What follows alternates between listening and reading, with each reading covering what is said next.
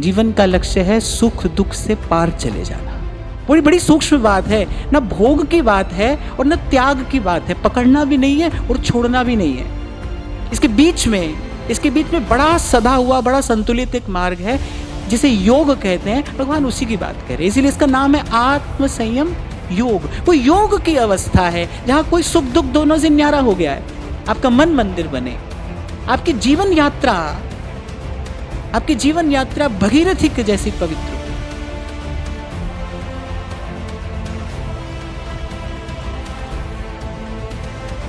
जैसे ही आप भीतर से स्वस्थ हो जाएंगे, जैसे ही आप भीतर से पवित्र होंगे, आप देखेंगे सृष्टि की सारी सुंदरता आपकी तरफ खींची चली आ रही है। प्रभु को प्राप्त करने की योग्यता आपके भीतर है।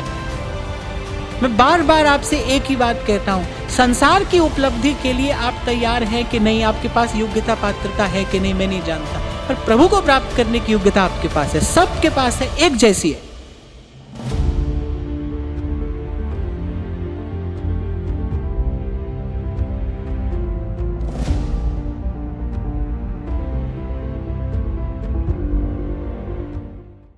श्रीमद् भगवद गीता छठा अध्याय आत्म संयम योग। और आत्म संयम अर्थात सेल्फ मास्टरी।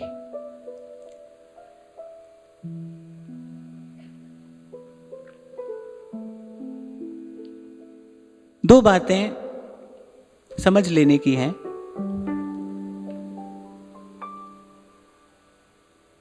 सबसे पहली बात तो दुख की निवृत्ति का नाम सुख नहीं है। सिर्फ दुख से मुक्त हो जाने का नाम सुख नहीं है। और उसके बाद जो सुख नाम की वस्तु है वो भी स्थिर नहीं है, सदा रहने वाली नहीं है।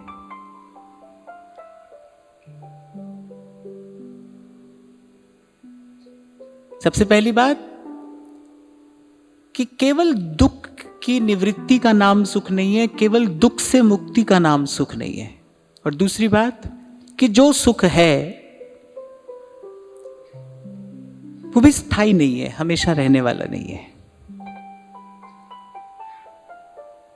इस अध्याय में भगवान ऐसा संकेत कर रहे हैं कि जीवन का लक्ष्य, जीवन का उद्देश्य न तो दुख से मुक्ति है और ना उसके अतिरिक्त जो कोई सुख नाम की वस्तु रह जाती है उसको प्राप्त करना है। जीवन का लक्ष्य है सुख दुख से पार चले जाना। तीन प्रकार के लोग देखे जाते हैं जिनके जीवन में किसी भी प्रकार की कोई साधना नहीं है, जिनके जीवन में किसी भी प्रकार की कोई जागृति नहीं है, जिनके जीवन में बहुत सुविधा तो है पर जिनके जीवन में सामर्थ्य नहीं है। There is no competence. बहुत छोटी सी बात से खुश भी हो जाते हैं, बहुत छोटी सी बात से निराश और हताश भी हो जाते हैं। ये एक प्रकार के लोग हैं।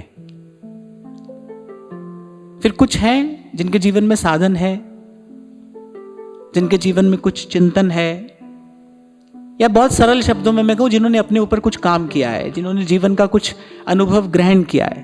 बहुत कम लोग होते हैं जो अपने आसपास होने वाली घटनाओं से कुछ सीख पाते हैं। और मैं बड़ी विनम्रता पूर्वक आपको ये बात कह रहा हूं कि किताबों से तो बहुत कम सीखा जा सकता है। वस्तुतः किताबों से नहीं सीखा जाता। किताबें तो आपको आसपास घटने वाली घटनाओं से सीखना सिखाती हैं। किताबें आपको सीखने लायक बनाती हैं, किताबें समझदार नहीं बनाती हैं। किताबें आपको सीखने लायक, समझने लायक बनाती हैं। तो बहुत कम लोग होते हैं जो आसपास होने वाली घटनाओं से कुछ सीख पाते हैं। खैर, दूसरे तरीके के लोग हैं जो उन घटनाओं से कुछ सीखे हैं, कुछ समझे हैं, और वो सुख दुख में स्वयं को समान रखने की चेष्टा करते हैं, प्रयास करते हैं। ये दूसरे प्रकार के लोग हैं। और बहुत थोड़े लोग ऐसे भी हैं जो सुख दुख में समान रहते हैं। बहुत थोड़े लोग ऐसे भी हैं। लेकिन इन सब से अलग, और मैं कहूंगा इन सब से श्रेष्ठ, कुछ विरले लोग, रेयर पीपल, वो ऐसे भी हैं जो बिल्कुल सुख दुख से अछूते रहते हैं, अस्पृष्ट, माने ना उनको सुख छूता है ना उनको दुख छूता है। आपको अगर याद हो तो बहुत पहले मैंने कभी कहा था कि एक पूरा मनुष्य कैसा हो, पूर्ण मनुष्य कैसा हो, क्योंकि मनुष्य ईश्वर की सर्वश्रेष्ठ रचना है, वो रचनाकार की सर्वश्रेष्ठ कृति है। और श्रीमद् भगवद गीता बताती है कि उस सर्वश्रेष्ठ की सर्वश्रेष्ठ रचना कैसी होनी चाहिए। तो कुछ लोग ऐसे भी देखे जाते हैं जो सुख दुख से निरे अछूते रहते हैं, बिल्कुल अस्पृष्ट, निष्प्रह, उनको ना सुख छूता है ना दुख छूता है। मैं एक बार फिर से दोहराता हूं, बहुत सब लोग ऐसे हैं जो बहुत थोड़ी सी खुशी से बहुत खुश हो जाते हैं, बहुत थोड़ी सी निराशा से बहुत हताश हो जाते हैं।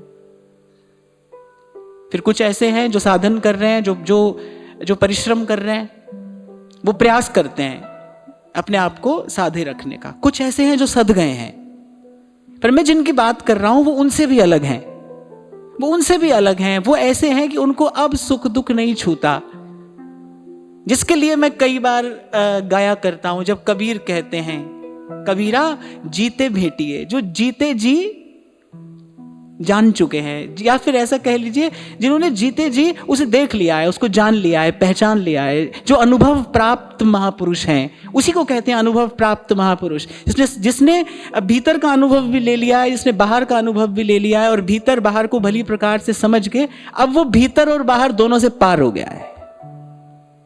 बड़ी सुंदर बात कबीर कहते हैं हद को जाने मौलवी और बेहद जाने पीर, हद को जाने मौलवी और बेहद जाने पीर, और हद बेहद से दूर है जाने सोई फकीर।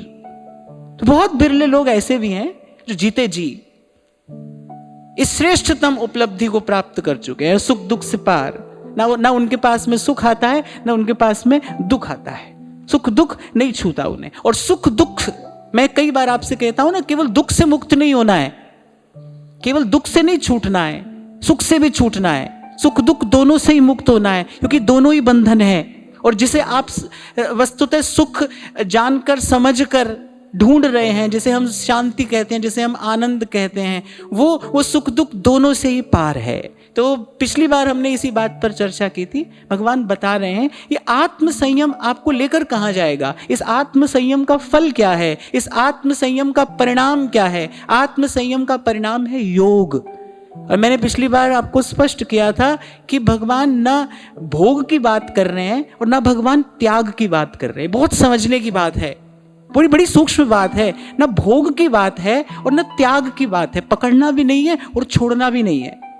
इसके बीच में बड़ा सदा हुआ, बड़ा संतुलित एक मार्ग है जिसे योग कहते हैं। भगवान उसी की बात कर रहे हैं, इसीलिए इसका नाम है आत्म संयम योग। वो योग की अवस्था है जहां कोई सुख दुख दोनों से न्यारा हो गया है, देख रहा है, वो दोनों को देख रहा है, वो दोनों को खेलते हुए देख रहा है, लेकिन वो दोनों से अछूता है। जैसे महाराज वाणी में कहते हैं, पवन गुरु पाणी पिता माता तरत महत, दिवस रात दोए दाई दाया, खेले सगल जगत। सतनाम सतनाम सतनाम सतनाम। और यही है वो सदा रहने वाला आनंद। इसी को कहते हैं चिर शांति। पिछली बार भी हमने चर्चा की थी, जब तक कुछ अच्छा और कुछ बुरा लग रहा है, जब तक शुभ अशुभ का भेद है, जब तक दुख से भाग रहे हैं और सुख का आकर्षण है, तब तक शांति को उपलब्ध नहीं हो सकते। और शायद वृंदावन के सत्र में मैंने बड़ी विनम्रता पूर्वक ये निवेदन किया था, स्वामी श्री शरणानंद जी महाराज का ये वाक्य, it's a very powerful statement, कि आत्म कल्याण के लिए जिस शक्ति की आवश्यकता है, स्वयं को साधने के लिए जो सामर्थ्य चाहिए, वो सामर्थ्य कहाँ से आएगी? वो सामर्थ्य आएगी चिर शांति से। और वो ध्यान से सुनना, सिर्फ शांति नहीं, चिर शांति। थोड़ी देर की शांति तो हमारे जीवन में भी आती जाती रहती है, पर यहां कह रहे हैं चिर शांति। देर तक जब आप शांत होते हैं, जब आप देर तक शांत हैं, स्वस्थ हैं, प्रसन्न हैं, तब आपके भीतर एक क्षमता विकसित होती है, तब आपके भीतर एक शक्ति का विकास होता है। उस शक्ति से आत्म कल्याण किया जाता है। पहले भी हमने शायद यहाँ चर्चा की थी, क्या कारण है हम शुभ संकल्प करते हैं लेकिन हम उसको पूरा नहीं कर पाते, हम बार बार हार जाते हैं, हम बार बार निराश हो जाते हैं। क्या कारण है? क्योंकि शुभ संकल्प को पूरा करने के लिए सामर्थ्य चाहिए, शक्ति चाहिए। शुभ संकल्प माने जब आपको ऊपर चढ़ना है, नीचे की गति बड़ी सहज और स्वाभाविक है। जो हमारी जीवनी शक्ति है, देखो मैं पाप पुण्य की बात नहीं करूंगा, सीधी सी बात है, जब इस जीवनी शक्ति का अधोगमन हो रहा है, जब ये जीवनी शक्ति नीचे की ओर जा रही है, माने हम अपने स्थान से नीचे जा रहे हैं, गिर रहे हैं हम। और फिर एक है जीवनी शक्ति का ऊर्ध्वगमन, जब ये चेतना ऊपर की ओर उठती है। वैसे ये कहना ठीक तो नहीं है, पर मैं आपको समझाने के लिए, या आप समझ जाएं तो समझ लेना कि जिस काम से हमारी जीवनी शक्ति का अधोगमन होता है बस वो पाप है, और जिससे इसका ऊर्ध्वगमन होता है वही सत्कर्म है। तो आत्म कल्याण करना माने आपको शीर्ष पर जाना है। नीचे गिरना या गिराना बहुत आसान काम है, एक छोटा सा बच्चा भी ये काम कर सकता है। कोई वस्तु पड़ी है, वो थोड़ा सा धक्का देगा, वस्तु गिर जाएगी। लेकिन अपने जीवन का उत्थान करना it's like climbing a mountain. आपको साधारण से थोड़ी अधिक शक्ति चाहिए, आपको साधारण से थोड़ा अधिक बल चाहिए। तो वो बल, वो शक्ति कहां से आएगी? बड़ी बड़ी प्रतिकूलताएं झेल जाते हैं महापुरुष, और वो अपने व्रत पर, अपने संकल्प पर बने रहते हैं। कहां से आती है उनके पास वो शक्ति? और बहुत बार तो ये भी देखा जाता है उनके जीवन में कोई बहुत बड़ी बड़ी सुविधाएं नहीं होती, हम लोगों के जैसे साधन नहीं होते, पर उनके पास क्या होता है? उनके पास आत्मबल होता है। कहां से आता है वो आत्मबल? कहां से आती है वो आत्मशक्ति? वो ध्यान से सुनना, वो आत्मशक्ति आती है चिर शांति से। जब देर तक आपका मन शांत होता है ना, या फिर मैं और सरल तरीके से आपको समझाऊं, जैसे आप कांच के टुकड़े को देर तक थामे रहते हैं धूप में, एक कागज के टुकड़े पर, तो देर तक थामे रहने के कारण अगर आप उसको हिलाते रहेंगे तो कुछ नहीं होगा, लेकिन जब आप देर तक उसको थामे रहते हैं तो फिर अग्नि प्रकट होती है। ऐसे ही जब आपका मन देर तक शांत रहता है, स्थिर रहता है, इसीलिए कई बार मैं आपसे निवेदन करता हूं, बाहर कोई भी नुकसान होता हो जाने दीजिए, पर देखना आपके मन की, आपके चित्त की शांति भंग ना हो।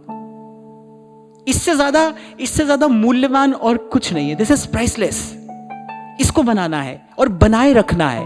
पहली बात तो इसको बनाना है, और दूसरी बात फिर इसको बनाए रखना है।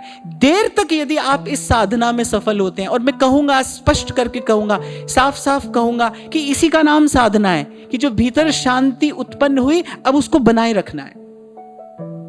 आप जितने लोग यहाँ पर बैठे हैं, थोड़ा सुख, थोड़ा आनंद ध्यान में, भाव में आप सबको मिला होगा, लेकिन ये अनुभव भी आप सबका होगा कि वो सुख, वो आनंद बना नहीं रहता है। वो आता है और छू कर चला जाता है, फिर आता है, फिर छू कर चला जाता है। इसलिए मैंने कहा चिर शांति माने जब शांति स्थायी हो जाए जीवन में, जब शांति स्थिर रहे जीवन में। इसी के लिए मेहनत करनी है, इसी के लिए परिश्रम करना है, इसी के लिए प्रयास करना है, और इसी का नाम साधना है। और जब बहुत दीर्घ काल तक वो शांति स्थिर रह जाती है आपके भीतर, फिर उससे एक क्षमता, एक कैपेसिटी, एक कॉम्पिटेंस, फिर एक क्षमता आपके भीतर विकसित होती है, जिससे फिर आप आत्मनियंत्रण कर पाते हैं, जिससे फिर आप आत्म संयम साध पाते हैं। एक और बात मैं आपको कहूंगा, मैंने पिछली बार भी शायद आपसे कहा था, पकड़ लेना भी आसान है, किसी वस्तु को पकड़ लेना, छोड़ देना भी आसान है। किसी की तरफ भागे चले जाना भी आसान है, किसी से बचकर निकल जाना भी आसान है। इन दोनों से मुक्त होकर रहना ये कठिन है। इसके लिए आपको साधना चाहिए। और यहाँ भगवान इस 6ठे अध्याय में, मैंने पिछली बार भी आपसे कहा था, ये मेरा सबसे प्रिय अध्याय है। 18 अध्याय में ये मेरा सबसे प्रिय अध्याय है। क्यों? क्योंकि शायद इस अध्याय का आश्रय लेकर मैंने अपने जीवन में कुछ अनुभव प्राप्त किया है। थोड़ा सा अनुभव मैंने इस अध्याय का आश्रय लेकर पाया है। ये जो बीच का मार्ग है ना, ये जो संतुलन का मार्ग है, ये जो साधना का मार्ग है, ये कठिन है। इसके लिए सजग रहना पड़ता है, इसके लिए सावधान रहना पड़ता है। You need an alert lifestyle, you can not be ignorant. तो पिछली बार की चर्चा से हम आगे बढ़ते हैं, और आगे भगवान कह रहे हैं, आज की चर्चा बहुत गहन और गंभीर होने वाली है, क्योंकि भगवान आज ध्यान तक पहुंचने की बात कर रहे हैं, कैसे कोई ध्यान में पहुंचता है। और मुझे लगता है कि the 6th chapter of Bhagavad Gita is the most authenticated statement when it comes to meditation. अगर कोई ध्यान में प्रवेश करना चाहता है, अगर कोई चेतना के उस उच्चतम धरातल को स्पर्श करना चाहता है, तो the most authenticated statement this is. तो भगवान कह रहे हैं, योगी युञ्जीत सततम आत्मानं रहसि स्थितः एकाकी यतचित्तात्मा निराशीर परिग्रहः। अब भगवान बता रहे भाई आपको थोड़ी तैयारी करनी है। क्या तैयारी करनी है? कुछ तैयारी बाहर करनी है, कुछ तैयारी भीतर करनी है। तो सबसे पहली मांग जो है वो भगवान कह रहे हैं भाई अकेला, एकांत। कई बार हम चर्चा कर चुके कि मन की किसी भी अवस्था तक पहुंचने के लिए आपको आरंभ तन से करना पड़ता है। ऐसे अगर कोई चाहता है ना मेरा मन मौन हो जाए, तो उसको आरंभ करना पड़ेगा तन के मौन के अभ्यास से। तो यहां भगवान कह रहे एकाकी, अकेला। शायद गत सत्र में भी मैंने आपसे कहा था, ये एक ऐसी घटना है जो अकेले में, जो एकांत में ही घटेगी, आपके साथ कोई नहीं हो सकता।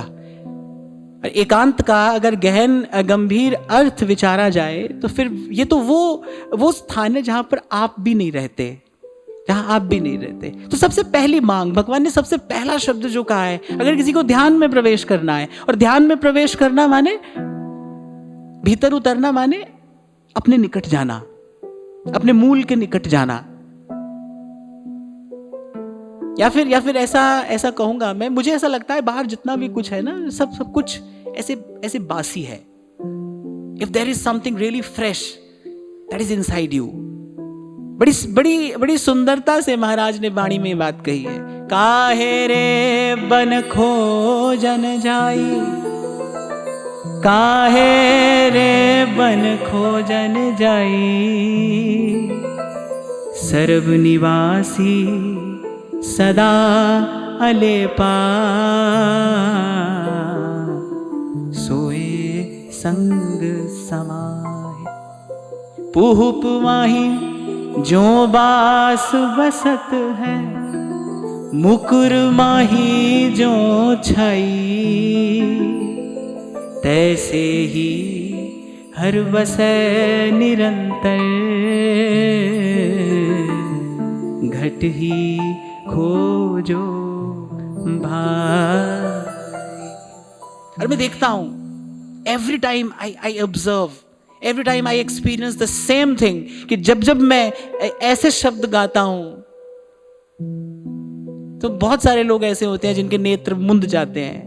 क्यों? क्योंकि इन शब्दों में वही शक्ति, इन शब्दों में वही ऊर्जा है, ये वहीं से आए हैं, इसलिए वहां तक ले जा सकते हैं।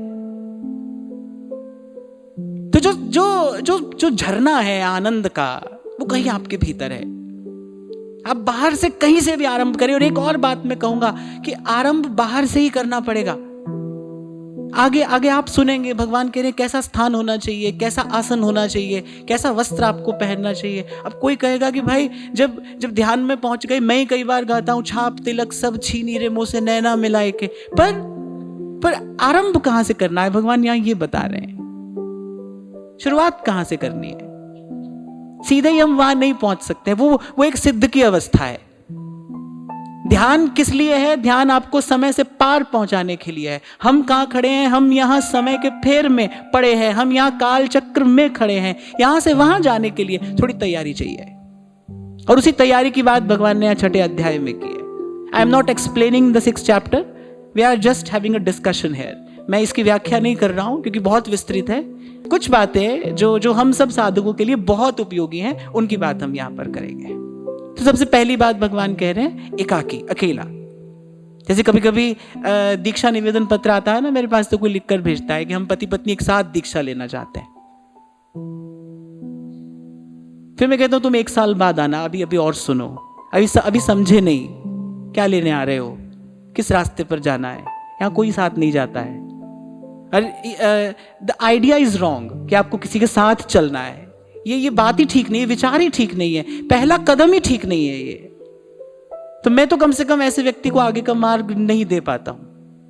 मैं कहता हूं अभी थोड़ी और थोड़ी समझ ले लो और सीख लो, कौन हो, कहां जाना है, किसके लिए आ रहे हो, दीक्षा किस लिए होती है।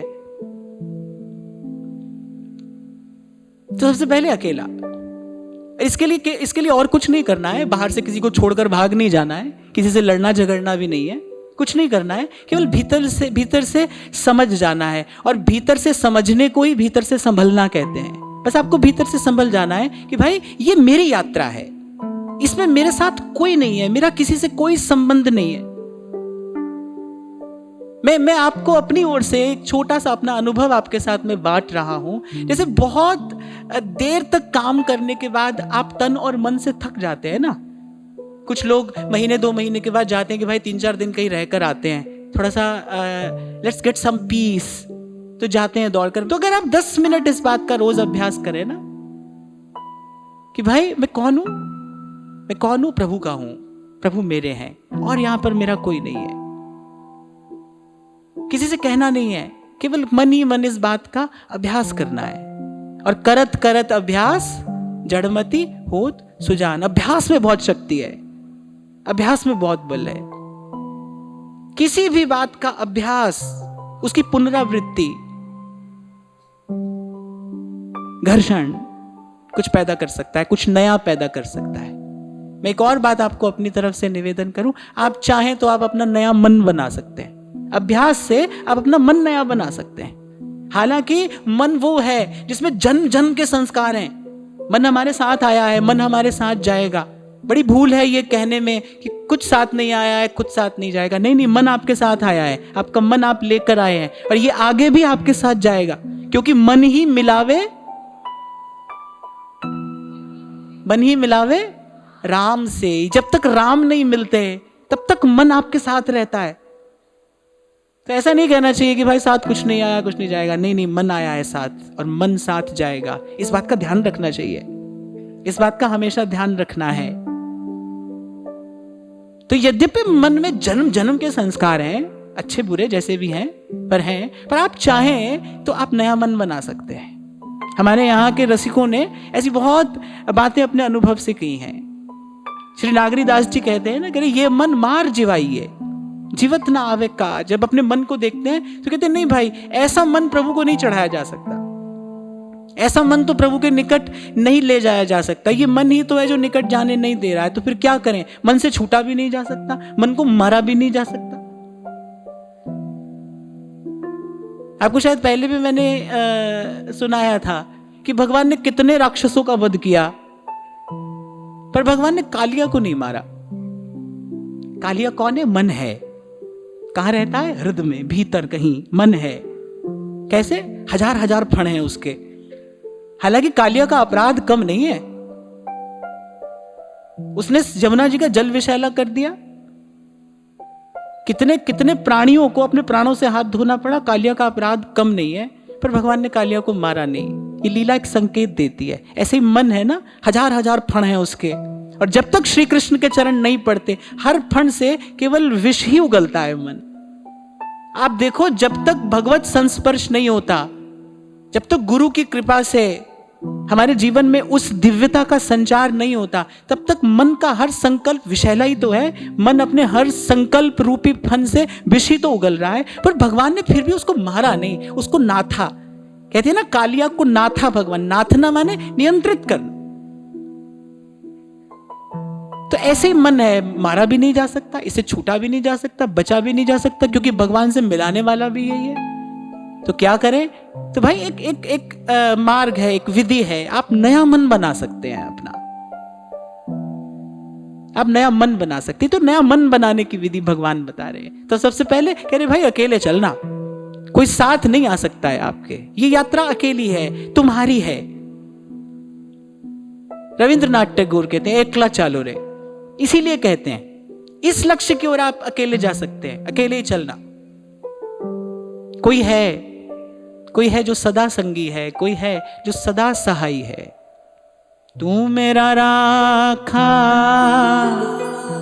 सबनी थाई तापो के काड़ा जी। इसी शुभ विचार के साथ, इसी पवित्र भाव के साथ आरंभ करना। कोई है जो सदा संगी है, और मैंने कहा था कि भगवान केवल सदा संग नहीं रहते, वो सदा संगी भी हैं और वो सदा सहाई भी हैं। केवल संग रहने से कोई बहुत अधिक लाभ नहीं होता। कोई आपके केवल संगी है, काम का है नहीं, क्या करोगे? तो वो केवल संगी नहीं है, वो संगी भी है और सहाय भी है। और फिर भगवान इस श्लोक में दो बातें कह रहे हैं। कह रहे एक तो आशा रहित हो, और एक भगवान कह रहे संग्रह रहित हो, अपरिग्रही हो, संग्रह रहित। एक तो कह रहे आशा रहित और एक संग्रह रहित। आशा किससे होती है? व्यक्ति से होती है। संग्रह किसका होता है? वस्तु का होता है। लेकिन ये आधी बात है, वस्तु से भी आशा होती है और व्यक्ति का भी संग्रह होता है। तो वस्तु और व्यक्ति से आशा भी होती है और संग्रह भी होता है, और इन्हीं दोनों से बचने की भगवान बात कर रहे हैं। जो मैं कई बार आपको कहता हूं ना, सात्विक जीवन शैली क्या है? माने अपनी आवश्यकता से आप थोड़ा कम लें, और जितना लें उसको भी प्रयास करें कि आप बांट कर पाएं। ये सात्विक जीवन शैली है। इसमें दो बातें हैं ध्यान देने की। एक तो आपने अपनी आवश्यकता से कम लिया है, और जितना लिया है उसको भी आप बांट कर पा रहे हैं। ये आपके जीवन को सात्विक बनाती है। और जब आपके जीवन में सत्व गुण बढ़ जाता है, जब आपके जीवन में सत्व गुण की अभिवृद्धि होती है, तमस, रजस और सत्व, इन तीनों में जब सत्व बढ़ता है, फिर आपकी साधना सहज होती है, फिर आपकी साधना सुगम होती है। बहुत लोग ऐसे होते हैं जो आरंभ करके थोड़े दिनों में निराश होकर छोड़ जाते हैं। क्यों? क्योंकि साधना को आगे बढ़ाने के लिए सत्व गुण की अधिकता चाहिए। सत्व गुण की अधिकता कहां से आएगी? ये दो बातें हैं। थोड़ा कम लीजिए, आवश्यकता से कम लीजिए, चाहे वो भोजन हो, चाहे वो सुख सुविधा हो, थोड़ा कम लो, और फिर प्रयास करो कि भाई उसमें से भी बांट कर पाओ। इस तरीके से जो कम लेता है, कम खाता है, कम सोता है, कम से कम सुविधा का उपभोग करता है। आप देखना, सुविधा का कम उपभोग करने से प्रकृति क्या करती है? प्रकृति उसके भीतर क्षमता बहुत अधिक विकसित कर देती है। आपकी वास्तविक शक्ति बढ़ जाएगी, आपकी वास्तविक क्षमता बढ़ जाएगी। तो भगवान कह रहे भाई आशा रहित और संग्रह रहित। व्यक्ति से, वस्तु से आशा ना हो और उनका बहुत अधिक संग्रह ना हो। अभी शायद पिछली बारी वृंदावन के सत्र में भी हमने इस बात पर थोड़ी देर चर्चा की थी कि मैंने देखा है, मैंने अनुभव किया है कि बहुत लोगों को इकट्ठा करने की बहुत आदत होती है। क्यों है ऐसी वृत्ति? क्यों है? क्योंकि वो भीतर से बहुत दुर्बल है, स्वयं पर विश्वास नहीं है, प्रभु पर विश्वास नहीं है। ऐसा ही व्यक्ति कल का, परसों का और 20-20 बरसों का विचार करके और अपने लिए इकट्ठा करता चला जाता है। ध्यान रखना, संग्रह किसके जीवन में अधिक होगा? संग्रह धनवान व्यक्ति के जीवन में अधिक हो, आवश्यक बात नहीं है। संग्रह जो भीतर से जितना दरिद्र है, भीतर से जो जितना गरीब है, भीतर से जो जितना दरिद्र है, उसके जीवन में उतना अधिक संग्रह आप देखेंगे। और ध्यान रखना, इतनी सी भी वस्तु जो आपके पास है, जिसको आप अपना समझते हैं कि वस्तु मेरी है, वो आपकी चेतना का, वो आपके चिंतन का कुछ हिस्सा ले रही है। ध्यान रखना, छोटी सी भी वस्तु आप समझते हैं ना मेरी है। इसीलिए मैंने आरंभ में कहा कि भगवान ना भोग की बात करते हैं और ना भगवान त्याग की बात करते हैं, भगवान योग की बात करते हैं कि वस्तु है भाई, पर मेरी नहीं है, मेरे उपयोग के लिए है। देखो कितना सुंदर विज्ञान हमारे संतों ने दिया है कि वस्तु है, और वस्तु के बिना काम भी नहीं चलता। अब इस वस्तु के बिना कैसे काम चलेगा? या जितनी भी वस्तुएं हैं हमारे उपयोग में आ रही है, इसके बिना कैसे काम चलेगा भाई? वस्तु की आवश्यकता है, पर वस्तु की उपयोगिता है, हमें उसका कैसे उपयोग करना है। वस्तु है पर भाई मेरी नहीं है, और ये वस्तु मेरी नहीं है, ये बात केवल कह देने से संभव नहीं हो जाती। You possess, there is a possession. वो वस्तु के लिए भी है और वो व्यक्ति के लिए भी है। और मैं तो एक और बात भी अनुभव करता हूं कि व्यक्ति पर पोजेशन समाप्त हो जाता है समय के साथ। पर मैंने देखा है, मैंने दुर्दशा देखी है मनुष्य की, कि वो कैसे अपने जीवन में वस्तुओं को इकट्ठा करता ही चला जाता है, करता ही चला जाता है। मैंने ऐसे ऐसे लोग देखे जिनके पास 20-20, 25-25 बरस पुराने कपड़े उनकी अलमारी में रखे रहते हैं। वो क्या करते हैं, देखते हैं, उलट पलट कर रख देते हैं, खुश हो जाते हैं। इसे कहते हैं मानव मन की दुर्दशा। ये मानव मन की दुर्दशा है। आप सब मुस्कुरा रहे हैं, कम से कम घर जाने के बाद आज अपनी वार्डरोब्स तो आप साफ कर देंगे, ऐसा लगता है। कर देना चाहिए, कर देना चाहिए। Remove that clutter inside out. खाली होना है, रिक्त, हल्का फुल्का। फिर आप कहते हैं कि इतनी परेशानी है, इतना बोझ है। आपने ही तो इकट्ठा किया है, आपने ही तो इकट्ठा किया है। जिसको युक्ति आ गई, जिसको कला आ गई जीवन जीने की, वो तो क्या कहता है, प्रेम नगर में रहनी हमारी, चारों दिशा जगीरी में, मन लागो मेरो यार फकीरी में। प्रेम नगर में रहनी हमारी और चारों दिशा।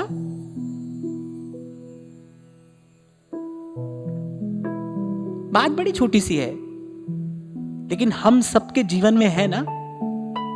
हम इकट्ठा कर रहे हैं, किसके लिए कर रहे हैं पता नहीं, पर कर रहे हैं, सभी कर रहे हैं। हम आप सब इकट्ठा किए जा रहे हैं। इसे ही भगवान ने, इसी से बचने के लिए भगवान ने कहा निराशीर अपरिग्रह, संचय ना हो आपके जीवन में, इकट्ठा मत करिए। वो आपके भीतर, आपके अंतःकरण को दुर्गंध से भर देगा। एक और बात मैं आपको बता रहा हूं, आप जितना इकट्ठा करते चले जाएंगे, उतना आपकी देने की सामर्थ्य कम होती चली जाएगी। आप जितना इकट्ठा करेंगे, उतना आप कम देना चाहेंगे। आप याद रखना, आप दे नहीं पाएंगे। एक स्थिति ऐसी आती है जब व्यक्ति से दिया नहीं जाता, वो दे ही नहीं पाता है, रुक जाता है, देते देते रुक जाता है।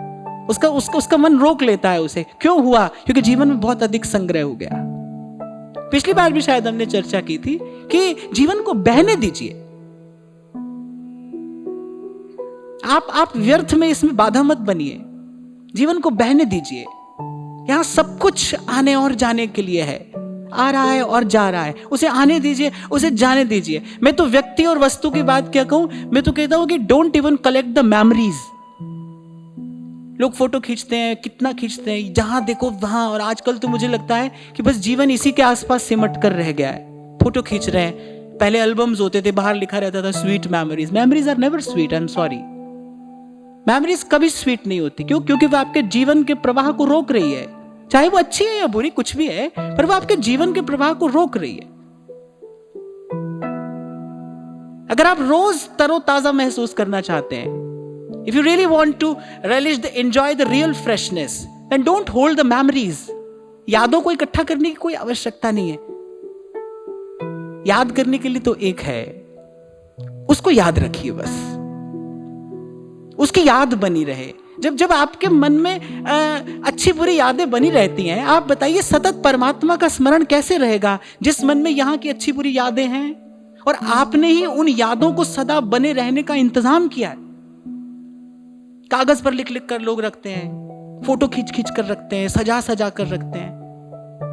तो मुझे कई बार आश्चर्य होता है कि ऐसा क्यों है। फिर मैं इसका परिणाम देखता हूं, फिर बढ़ते बढ़ते बढ़ते ये बोझ इतना बढ़ जाता है कि फिर उठाने वाला एक पग भी आगे चल नहीं पाता। फिर आप कहीं जाकर निराशा में, अवसाद में, you just land in depression. आप वहां जाकर कहीं गिरते हैं। इस बात को थोड़ा समझिए। पिछली बार भी मैंने शायद कहा था ना कि कभी बहते पानी के पास जाकर बैठो, कितना कितना अच्छा लगता है। वो कितनी सुखद अनुभूति होती है, वो पानी का जो बहना है। और वहीं आप किसी ऐसे जगह पर जाकर बैठो जहां पानी रुका हुआ है, रुकते ही पानी में विकार पैदा होता है, उससे थोड़े दिनों में तो दुर्गंध आने लगती है। भाई वो भी पानी है, वो भी पानी है।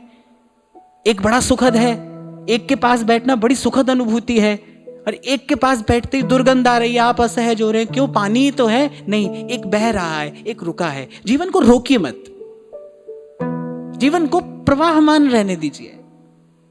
और जब आप वस्तुओं या व्यक्तियों का संग्रह करेंगे अपने जीवन में, ये आपके जीवन के प्रवाह को रोकता रहेगा। जितनी अधिक वस्तुएं आपके जीवन में होंगी, जितने सो कॉल्ड कॉन्टेक्ट्स आपके जीवन में होंगे, ये आपके जीवन के प्रवाह को बाधित करते रहेंगे।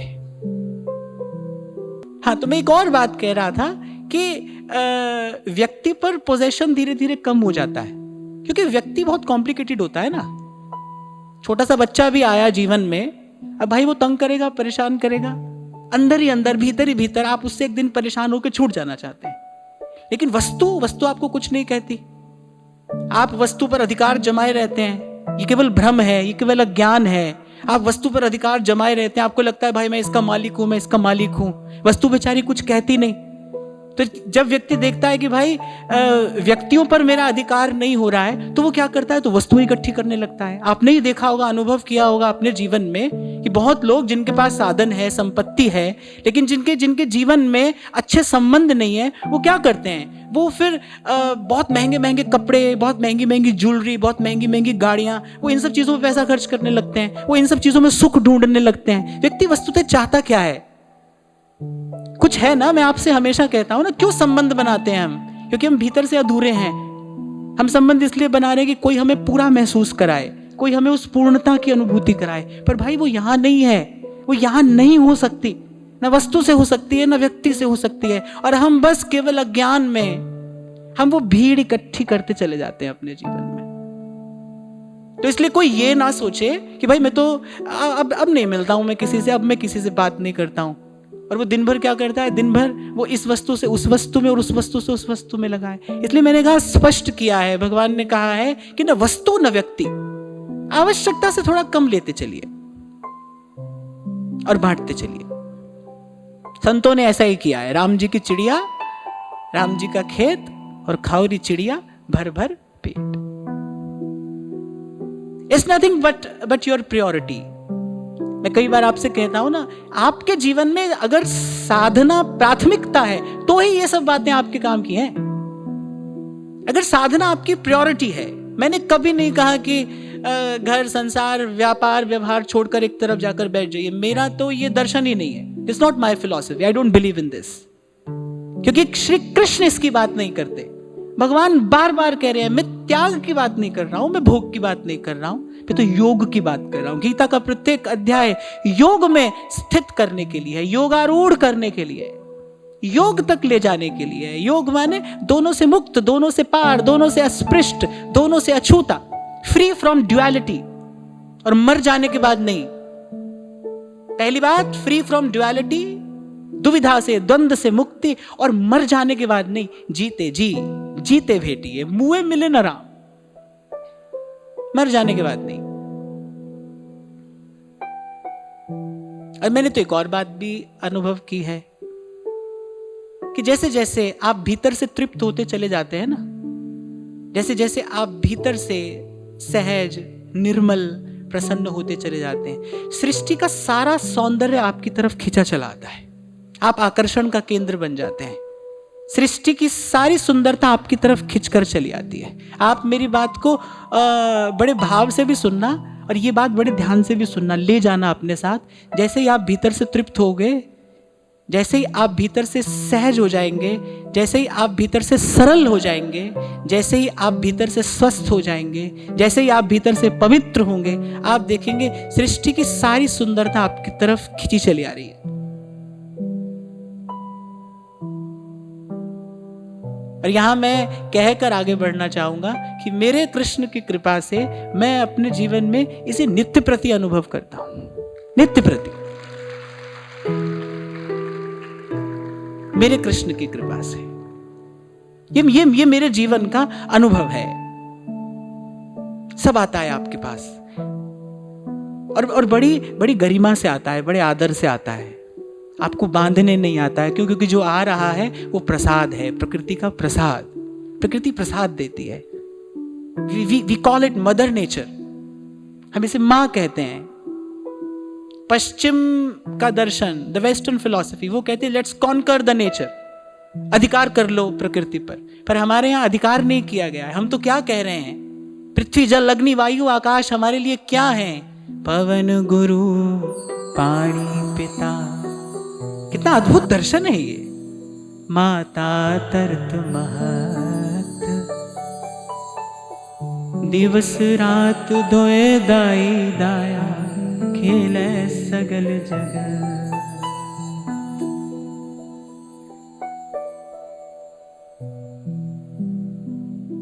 गुरु रविंद्रनाथ टैगोर से एक बार किसी ने कहा, आपने राष्ट्रगीत लिखा है, राष्ट्रगान लिखा है, आपकी रचना एक देश के लिए है, आपकी कोई रचना ऐसी हो जो पूरे विश्व के लिए हो, कोई रचना ऐसी भी करिए जो पूरे विश्व के लिए हो। श्री रविंद्रनाथ टैगोर के नेत्र सजल हो गए और उन्होंने कहा कि 500 वर्ष पहले नानक ऐसी रचना कर चुके हैं जो पूरे ब्रह्मांड के लिए है। आप विश्व की बात करते हैं, वो पूरे ब्रह्मांड के लिए कुछ रचना कर चुके हैं। पूछने वाले ने पूछा क्या है, तो श्री टैगोर वो पंक्तियां गुनगुना कर बताते हैं, गगन में थार रवचंद दीपक भरे, तारका मंडल जनक मोती। ये गीत पूरे ब्रह्मांड के लिए है, फॉर द यूनिवर्स। इसलिए कभी कोई कह देता है ना कि श्री गुरु नानक देव जी सिखों के पहले गुरु है, मैंने कहा ऐसे मत कहिए, वो तो सारी मानवता के गुरु हैं, वो तो सबके हैं, वो सारी मानवता के हैं।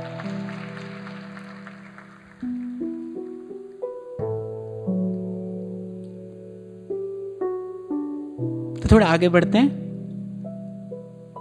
इस श्लोक का अर्थ कि अनावश्यक अपने जीवन से हटाइए, प्रयास करिए। और ये वाक्य याद रहे, अच्छा रहेगा कि हम नया मन बना सकते हैं, उसी दिशा में हमें आगे बढ़ना है। फिर आगे भगवान कह रहे हैं, भाई ध्यान का आरंभ कैसे करना।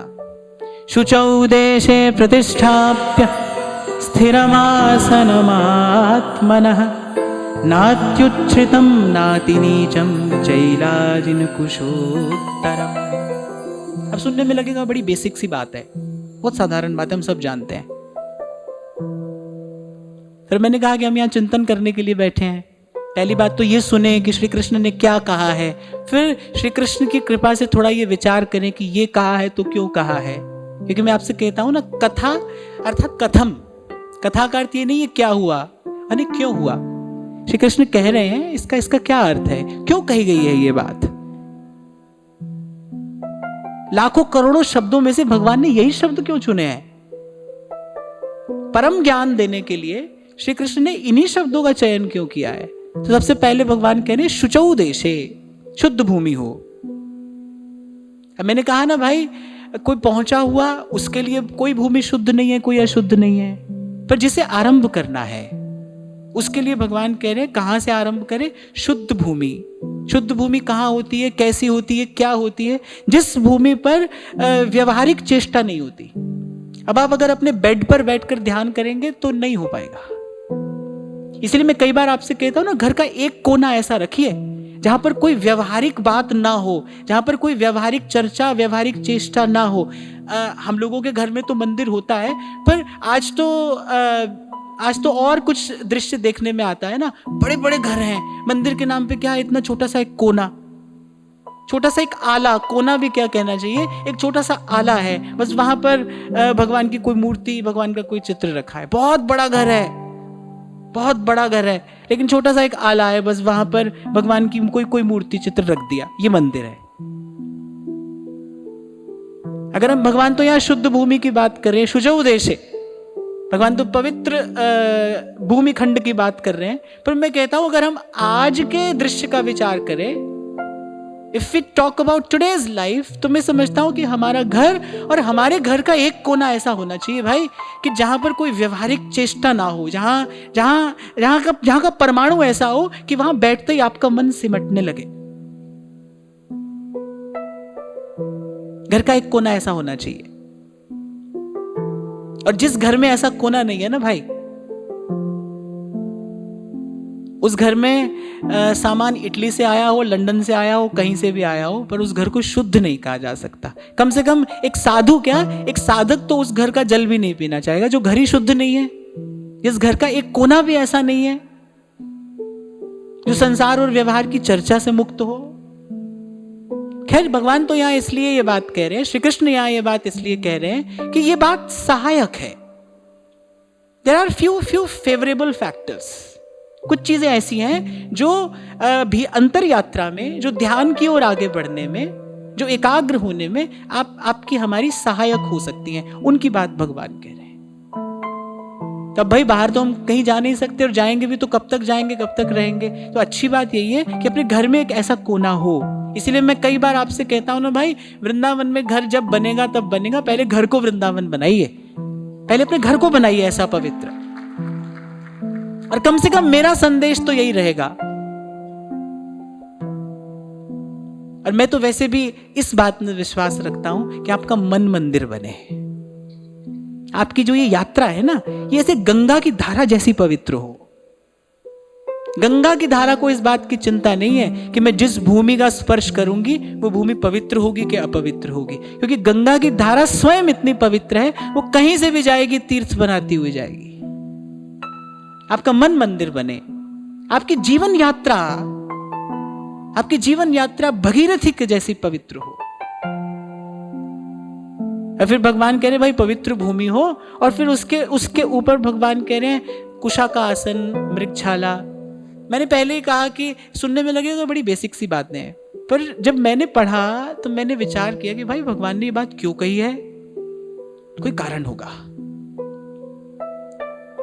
और क्योंकि ये भगवत वाणी है, ये भगवान के शब्द हैं, इनमें भगवदीय ऊर्जा है, इनमें भगवदीय चेतना है। आप जितना इनका चिंतन करते हैं, ये अपना मर्म, ये अपना रहस्य आपके सामने प्रकट कर दी चली जाती है। इसीलिए हजारों हजार चिंतकों ने, विचारकों ने गीता की व्याख्या की है, और आप देखेंगे सब अलग है, सब नई है, सब अलग है, सब में कुछ ना कुछ विचित्रता है, विलक्षणता है। क्योंकि मूल में क्या है, मूल में कौन है? दिने दिने नवम नवम नमामि नंद संभवम, नमामि नंद संभवम। फिर भगवान कह रहे हैं स्थिर आसन, आसन भी स्थिर होना चाहिए। देखो हम लोग कहते हैं आपसे कि भाई उठते बैठते चलते फिरते खूब नाम जप करो, पर साथ साथ में मैं ये भी आपसे कहता हूं थोड़ी देर एक आसन में बैठने का अभ्यास भी साधकों को होना चाहिए। बहुत बार क्या होता है कि व्यक्ति केवल उठते बैठते चलते फिरते करते करते और वो कहीं और पहुंच जाता है। तो उठते बैठते चलते फिरते अधिक से अधिक स्मरण, अधिक से अधिक जप, अधिक से अधिक चिंतन हो। पर मैं कहता हूं कि एक साधक के जीवन में एक आसन में स्थिर बैठकर भी ध्यान का अभ्यास होना चाहिए। और मैं एक और बात स्पष्ट करूंगा। अब जैसे हम लोगों की परिपाटी सेवा है, हमको सेवा करनी है, पर सेवा भी तो ध्यान से करनी है ना। सेवा के लिए भी तो ध्यान में पहुंचना आवश्यक है ना। और मैं तो कहता हूं सेवा ध्यान से करनी आरंभ की जाती है, और सेवा ध्यान में करना सेवा की पूर्णता है। जब आप अपने इष्ट और आराध्य के ध्यान में सेवा करते हैं, ध्यान से जप करना आरंभ किया जाता है, और ध्यान में जप होना ये जप की पूर्णता है, जप की सिद्धि है। तो कोई ये ना समझे कि भाई हम तो सेवा करने वाले लोग हैं, हमको ध्यान की बात क्यों सुननी है। नहीं, हमको भी ध्यान से सेवा करनी है, हमको भी ध्यान से सेवा करना आरंभ करना है, और फिर ध्यान में सेवा वहां पहुंचना है हमको। इसलिए हमारे भी काम की बात है, ये बात हमारे भी काम की है। तो फिर भगवान कह रहे भाई उस पर कुशा का, मृगछाला। अगर आज की बात हम करें तो आपने देखा होगा कि रेशमी आसन बिछाया जाता है। एक बात तो भाई सोचनी चाहिए हम सबको, युद्ध के मैदान में खड़े होकर भगवान ये सब बात बता रहे हैं। अब वहां भगवान ये किताब पढ़ा रहे हैं। पढ़ानी तो भगवान को, अर्जुन को आर्ट ऑफ वॉर चाहिए थी वहां, कि भाई ऐसे लड़ना वैसे लड़ना। अब हम वहां भगवान ये बात बता रहे हैं। इसीलिए पहले दिन से अगर श्रीमद् भगवत गीता ने मुझे आकर्षित किया तो सबसे पहला आकर्षण ये था कि भाई ऐसी बात है युद्ध के मैदान में, क्यों ऐसी बातें भाई, ऐसे उठना, ऐसे बैठना, ऐसे खाना, ऐसे पहनना, ये सब बात भगवान बता रहे हैं। खैर, तो ऐसा आसन हो, और फिर भगवान कह रहे ना बहुत ऊंचा हो ना बहुत नीचा हो, समतल भूमि हो, पवित्र भूमि हो, आपके वस्त्र पवित्र हो। ये सब चीजें ऊर्जा के, जीवनी शक्ति के ऊर्ध्वगमन में सहयोगी हैं। They are helpful and really helpful. फिर भगवान आगे कह रहे हैं कि आसन आपने सिद्ध किया। अब एक बहुत महत्वपूर्ण बात है, भगवान कह रहे वही आंख बंद नहीं करना। अब आपने देखा होगा कि भाई प्राय करके लोग आंख बंद करके ही ध्यान करते हैं ना, प्राय करके आंख बंद करके ही ध्यान करते हैं। उससे होता क्या है कि बाहर जो दिखाई पड़ रहा है वो दिखाई पड़ना तो बंद हो जाता है, भीतर भी तो एक संसार है ना, वो दिखाई पड़ना आरंभ हो जाता है। ऐसे बहुत सारे पत्र मेरे पास आते हैं, कहीं से खुशबू आ रही है, झरना दिख रहा है, चांद दिख रहा है, तारे दिख रहे हैं। मैंने कहा भाई वो तो खुली आंख से भी दिखते हैं, फिर इतनी जोर जबरदस्ती अपने साथ करने की आवश्यकता क्या है? अब भीतर भी अगर यही सब ही दिख रहा है तो ये तो भगवान ने बाहर बड़ी सुंदर व्यवस्था की है, इसी को बाहर देखो। वो है क्या? वो वस्तुतः ध्यान नहीं है, वो कल्पना है।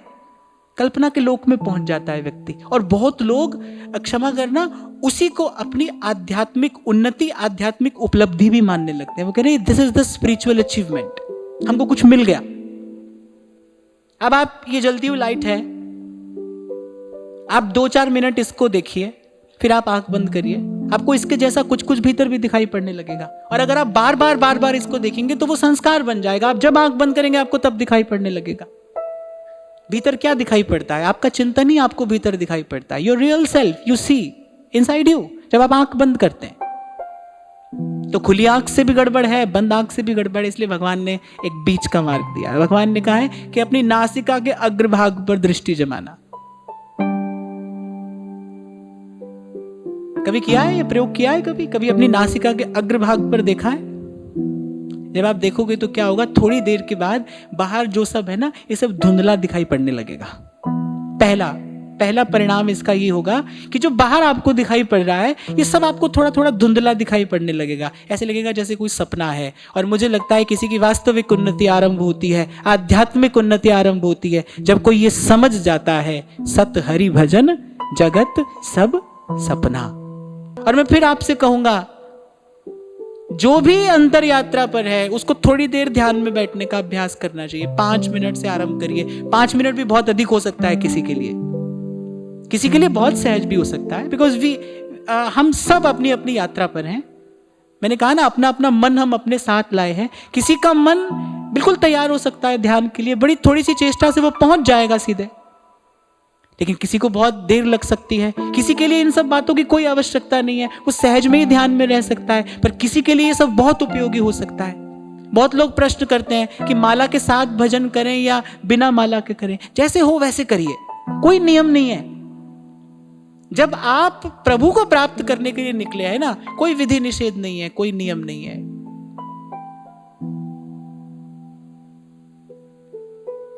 बस प्रभु की याद बनी रहे, वो माला से हो। पर मैं अपनी तरफ से ऐसा कहता हूं कि आरंभ में माला सहयोगी होती है। आरंभ में माला सहयोगी होती है, माला से सहयोग मिलता है। जो मन बार बार बाहर किसी विषय का चिंतन का स्पर्श करता है तो माला फिर उसको खींच कर लाती है। माला आपको सचेत करती है। Mala is like an alert call. माला एक अलार्म के जैसा है, वो आपको बार बार बताती है कि आप बाहर जा रहे हैं, फिर लौट कर आइए, फिर लौट कर आइए। तो आरंभ में माला सहयोगी है जप के लिए। हाँ, तो मैं ये कह रहा था कि जब आप नासिका के अग्रभाग पर दृष्टि डालेंगे,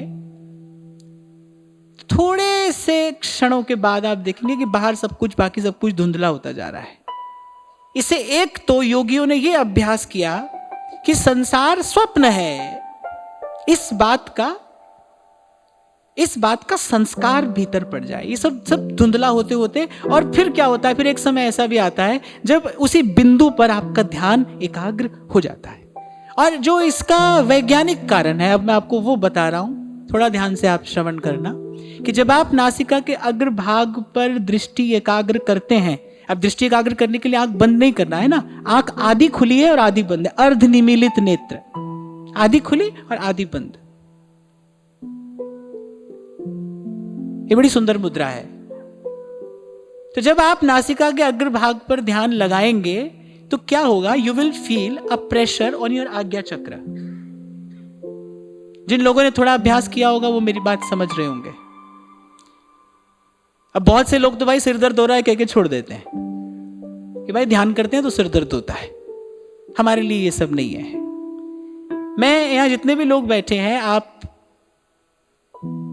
अलग अलग भाव से सब प्रभु का भजन साधन सेवन जो भी है आप सब कर रहे हैं, पर मैं कह रहा हूं कि ये विधि सबके लिए उपयोगी है। जो प्रभु की सेवा भी कर रहा है उसको भी ध्यान से ही सेवा करनी है। मन एकाग्र तो उसे भी करना है ना, मन की एकाग्रता की आवश्यकता तो उसे भी है, मन तो उसे भी समेटना है ना। और मैंने कहा ध्यान से सेवा आरंभ करते हुए और ध्यान में सेवा तक हमें पहुंचना है। ये उपयोगी हो सकता है, इट्स हेल्पफुल। कम से कम मुझे तो इससे बहुत सहायता मिली आरंभिक काल में। हाँ, तो मैं दूसरी बात आपसे जो कह रहा था वो ये कह रहा था कि जब आप दृष्टि केंद्रित करेंगे नासिका के अग्रभाग पर, दिस पॉइंट, तो क्या होगा कि you will feel a pressure here. आपको यहां पर एक दबाव महसूस होगा। That is not pain but pressure. वो पीड़ा नहीं है, वो दबाव है। अगर आप थोड़ा समय उसको सह पाते हैं, यहाँ पर इतना मैं अवश्य आपसे कहूंगा, अपने आप नहीं लग जाना जाकर। You need a master.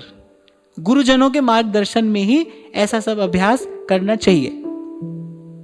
विधियां बहुत सारी हैं, पर और फिर मुझे लगता है बहुत सारी बातों पर ध्यान न देकर भगवान ने जो कहा है ना, और अगर ऐसा अभ्यास करना तो श्री कृष्ण को ही गुरु मानकर उन्हीं से प्रार्थना करके उन्हीं से आशीर्वाद लेकर ऐसा अभ्यास करना। कृष्णम वंदे जगत गुरु। हाँ, तो जब आपके आज्ञा चक्र पर दबाव पड़ेगा उससे क्या होगा? उससे आज्ञा चक्र खुल जाएगा। और आज्ञा चक्र के खुलते ही आध्यात्मिक उन्नति के लिए जैसा चिंतन अपेक्षित है उस चिंतन का मार्ग प्रशस्त हो जाएगा। There is a blockage. Blockage है, कैसे पता चलेगा? क्योंकि you are feeling a pressure here. वो प्रेशर ही बता रहा है, वो जो यहां पर आपको वो पीड़ा जैसी कुछ झंझनाहट जैसी जो महसूस हो रही है, वो ही बता रही है कि ये मार्ग बंद है। वही आपको सूचना दे रहा है। वो जो प्रेशर है वो आपको सूचना दे रहा है। जैसे शरीर में कहीं कोई पीड़ा हो तो वो आपको ये बताती है ना, there is something abnormal, there is something unhealthy, भाई इसका इलाज कराना चाहिए। ऐसी जब कोई योगी ध्यान की ओर बढ़ता है तो यहाँ होने वाली झंझनाहट, दबाव, पीड़ा जो भी उसे कह लीजिए, वो ये बताता है कि देयर इज अ ब्लॉकेज। जैसा अभी थोड़ी देर पहले मैं आपसे कह रहा था कि कुछ लोग दे नहीं पाते हैं, कुछ लोग दे नहीं पाते हैं, वस्तु तो छोड़िए प्यार और सम्मान भी नहीं दे पाते हैं। क्या कारण है? द हार्ट चक्र इज ब्लॉक्ड। वो दे नहीं पा रहे हैं। तो ऐसे ही ये ध्यान का एक चरण है और ये विधि बड़ी सहायक है। मैं फिर कह रहा हूं, इट्स वेरी इंपॉर्टेंट। ये विधि बहुत सहायक है। थोड़ा सा समय यदि आप अपने आप को दे पाए, थोड़ा समय यदि इस प्रकार से आप अभ्यास कर पाए, तो you can explore a new dimension of life. ये आपके लिए जीने का एक नया आयाम खोल सकता है। मैं फिर दोहरा रहा हूं अपनी बात, आप नया मन बना सकते हैं। आज यहां से बस ये छोटी सी बात आप लेकर जाना कि आप नया मन बना सकते हैं। ऐसा मन जो निर्मल हो, जो स्वच्छ हो, जो पवित्र हो, जो शांत हो, जो सुंदर हो। और मैं कहूंगा ऐसा मन जो प्रभु को निवेदन करने योग्य हो। मैं बार बार आपसे कहता हूं ना, यही शुभकामनाएं आप सबके लिए कि आपका जीवन प्रभु के योग्य बने, आपका मन प्रभु के योग्य बने, मन भगवत चिंतन के योग्य बने, मन भगवत आराधन के योग्य बने। एक दिन आना तो यही है भाई। बाहर की सब विधियां रह जाएंगी। मैं फिर कह रहा हूं, बाहर सब कुछ बासी है। श्री रैदास जी महाराज कहते हैं, राम में पूजा कहाँ चढ़ा। वो कह रहे कोई फल कोई फूल ऐसा नहीं है जो मैं तुमको निवेदन कर सकूं, सब कुछ झूठा है। वो कह रही जल चढ़ाऊं तो जल मछली का झूठा है, फल भी झूठा है, फूल पर भी देखा मैंने भंवरा बैठा है, फूल भी झूठा है, क्या चढ़ाऊं? आपको निवेदन करने के लिए क्या है? फिर कहते हैं, मन ही पूजा मन ही धूप मन ही से सहज स्वरूप।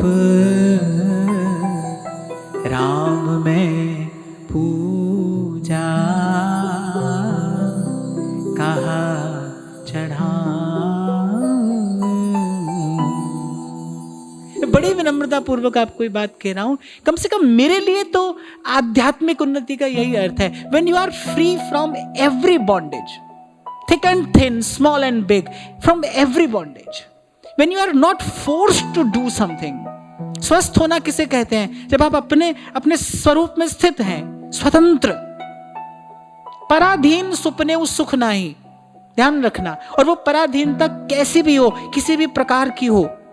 आप वस्तु के भी अधीन हो सकते हैं, आप व्यक्ति के भी अधीन हो सकते हैं, आप किसी स्थिति के भी अधीन हो सकते हैं, आप किसी नियम के भी अधीन हो सकते हैं। बहुत लोग मैंने देखे हैं वो नियमों के ही अधीन होते हैं, भाई ऐसे करना, ऐसे नहीं करना, ऐसे बैठना, ऐसे नहीं बैठना, वो नियमों के अधीन होते हैं। जब तक कोई अधीन है तब तक वो स्वस्थ नहीं है, तब तक वो सुखी नहीं है, हो ही नहीं सकता है।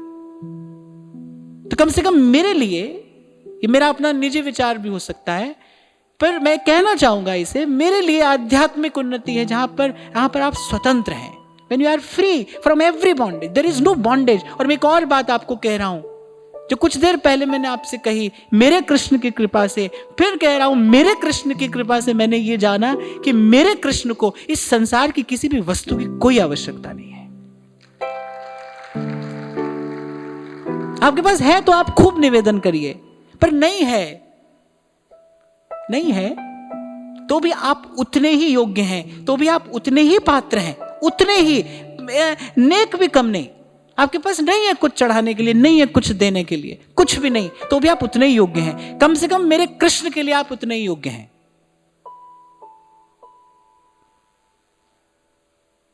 और मैं तो एक और बात जोड़ देता हूं, आज मैं कहता हूं कि वस्तु से संसार की सेवा करो। जो भी आपके पास है ना, उसे संसार की सेवा करो। प्रभु के लिए प्रेम रहने दो। प्रीति तो नंद नंदन से कीजिए, इनसे प्रेम करिए। वेख ओ सोना हर हर दे विच वसदा। और बाबा फरीद कहते हैं, तेरियां ओ करतूतां वेख के हसदा। देखिए, देखने का प्रयास करिए, अभ्यास करिए देखने का। नहीं दिखाई पड़े तो संतों की, गुरुजनों की, इन अनुभवी महापुरुषों की बात मानकर देखिए, देखने का अभ्यास प्रयास करिए। वेख ओ सोना हर हर दे विच वसदा। मैं तो कहूंगा कि वस्तुओं से संसार की सेवा करो। तभी हमारे श्री सेवक जी महाराज करे सब जीवन सुप्रीत और रीत निवाहत आपनी। गौड़िया संप्रदाय के आचार्य करे जीवे दया नाम में रुचि। जीव मात्र पर दया, इससे क्या होगा? कह रहे इससे प्रभु में प्रेम बढ़ेगा। यही बात कबीर भी कह रहे हैं, अपना सा जीव सबको जाने, सहज मिले अविनाशी। व्रत लेना है ना, फिर ये व्रत लीजिए, भाई किसी को खिलाकर खाऊंगा। अगर आपको व्रत लेना है ना, तो सोम मंगलवार का व्रत बहुत हुआ, कुछ हाथ नहीं आया। मैं बहुत बड़ी बात कह रहा हूं, कुछ हाथ नहीं आया, नहीं आएगा। व्रत लेना है, फिर ये व्रत लीजिए, भाई किसी भूखे को खिलाकर खाऊंगा, ऐसे नहीं खाऊंगा।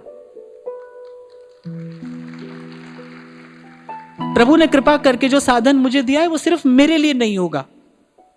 वैष्णव जन तो तेने कहिए जो पीर पराई जाने रे।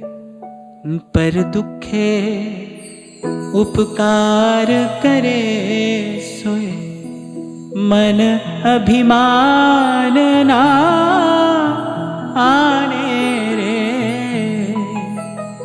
देह धरे का फल यह है, देह देह कछु देह दीजिए, बांटिए।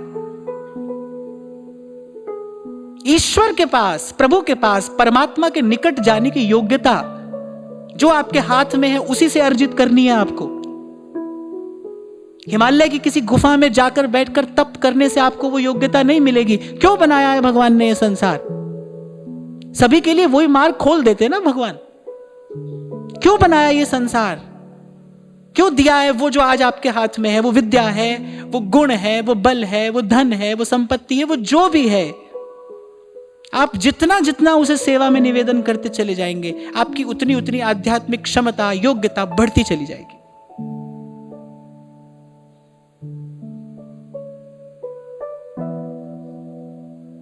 तो मैं फिर श्लोक की तरफ आता हूं। भगवान ने कहा कि एक तो इससे क्या होगा, दृष्टि सिमट जाएगी, क्योंकि हमारे देखने से हमारी शक्ति का बहुत अपव्यय होता है। हमारे यहाँ पुराणों में कथा है कि भाई कुछ ऐसा दृश्य देख लिया जो नहीं देखना चाहिए था और उससे व्यक्ति का पतन हो गया। ऐसा भी हो सकता है? हाँ भाई, ऐसा भी हो सकता है। देखने से क्या हुआ? उस भोग का, उस विषय का संस्कार पड़ा, फिर उसको प्राप्त करने की इच्छा हुई, और जब इच्छा बार बार होती है तो वो संकल्प बन जाती है, और आपके जीवन में जो भी है वो आपके संकल्प का परिणाम है। आपके जीवन में आज जो है वो आपके संकल्प का परिणाम है। तो भगवान ने कहा अपनी दृष्टि को समेटते हुए, और बड़ी बड़ी कुशलता से जगत गुरु श्री कृष्ण कह रहे हैं आंख बंद भी नहीं करना, नहीं तो फिर किसी कल्पना के लोक में पहुंच जाओगे। आंख खुली भी नहीं रखनी है, आंख बंद भी नहीं करनी है। क्या करना है? नासिका के अग्रभाग पर दृष्टि जमाना। ये संसार धुंधला सा लगने लगेगा, सपना सा लगने लगेगा, और जो इसका वैज्ञानिक परिणाम आएगा वो ये, आपके आज्ञा चक्र पर थोड़ा दबाव पड़ेगा, वो जो शक्ति वहां पर एकत्रित होगी खोल देगी वो द्वार, आपकी ऊर्जा का ऊर्ध्वगमन आरंभ हो जाएगा। आप अपने चिंतन में परिवर्तन पाएंगे। इस अभ्यास से आप बड़ी शीघ्रता से अपने चिंतन में परिवर्तन देख सकते हैं।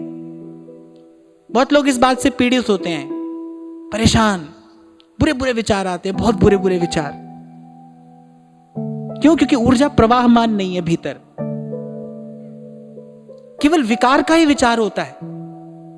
आज से शायद 7-8 बरस पहले की घटना मैं आपको बता रहा हूं। एक बालक मेरे पास आकर फूट फूट कर रोया। 23-24 बरस की उसकी अवस्था होगी। वो कह रहा है कि मुझे बुरे बुरे विचार आते हैं, लेकिन मैं मंदिर में जाता हूं, ध्यान करने बैठता हूं तो 100 गुना उनकी क्षमता और तीव्रता बढ़ जाती है।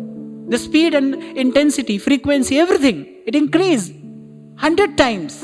क्या करूं मैं थक गया हूं, मैं पीड़ित हो गया हूं। अब तो मुझे ऐसा लगता है कि दीवार में सर देकर मारूं मैं। वो इतना निराश और हताश हो गया था। क्यों? क्योंकि ऊर्जा ठीक प्रकार से प्रवाहित नहीं हो रही। There is a blockage inside the body.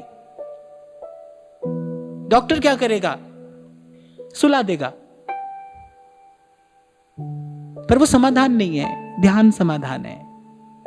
ये हमारे ऋषि मुनियों की जो पद्धति है, ये वास्तविक स्वास्थ्य को प्रदान करने के लिए दिया गया एक वास्तविक समाधान है, द परमानेंट सॉल्यूशन। आपको लगेगा, आरंभ में आपको लगेगा कि ये सब जो भी है, this is abstaining you from your comfort zone, ये आपको आराम से दूर लेकर जा रहा है। नहीं, ये आपको वहां ले जाने के लिए है जहां आराम में कभी खलल नहीं पड़ता।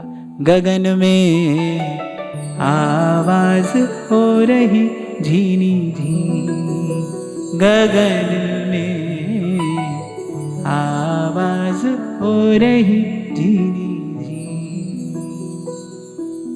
फिर कहते हैं प्रशांतात्मा विगतभीर ब्रह्मचारी व्रते स्थितः, मनः संयम्य मच्चित्तो युक्त आसीत मत्परः।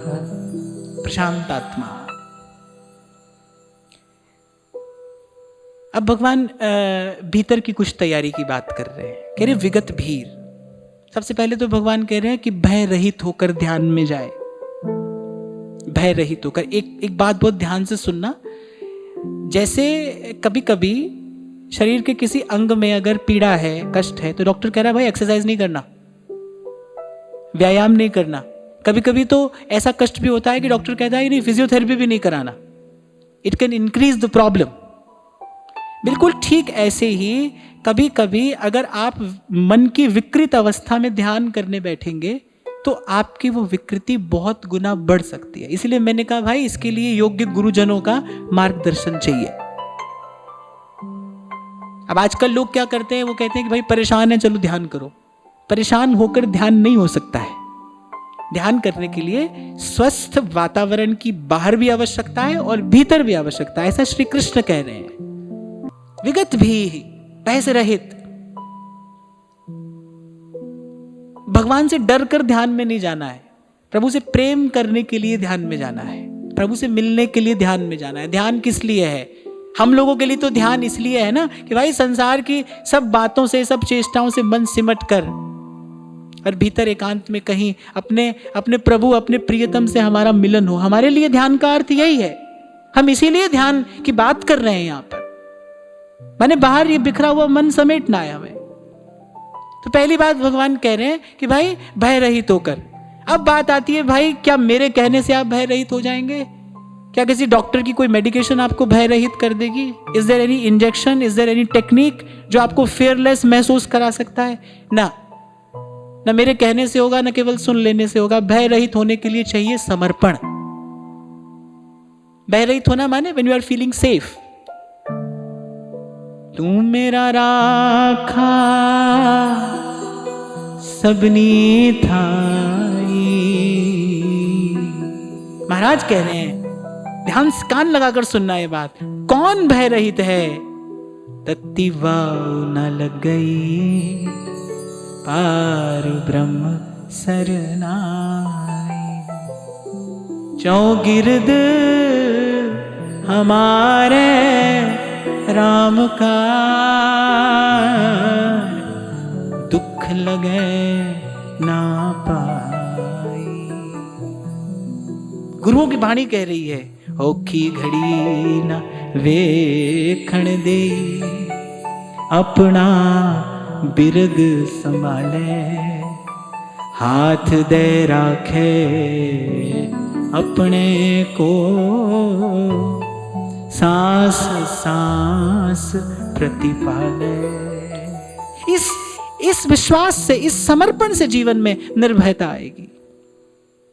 तेरे सेवक को पौ किछ नाही, जमना वैने मेरे राम राय, तू संता का संत तेरे।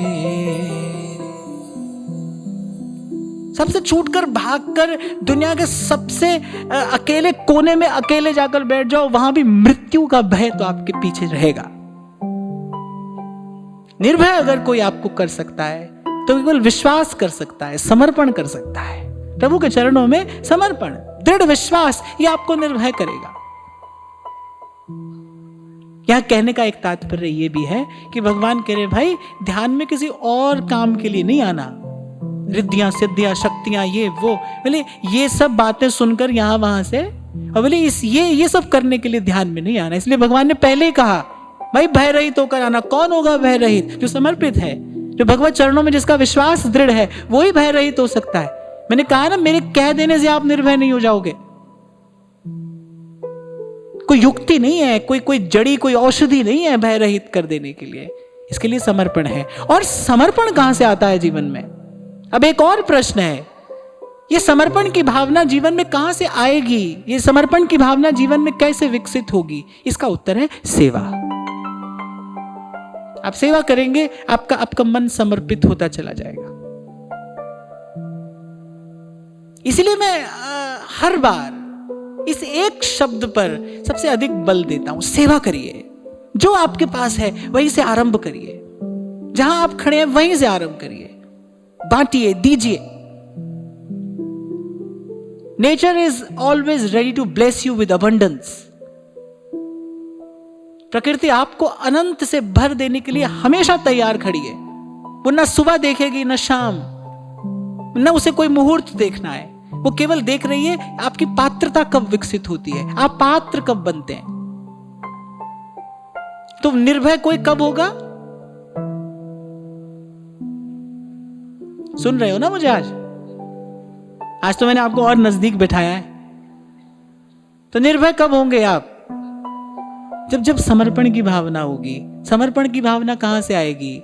सेवा से। इसलिए मैंने कहा कि प्रभु के बनाए संसार की सेवा करिए, प्रभु से प्रेम करिए। हम किसी और ही ग्राउंड में खेल खेल रहे हैं।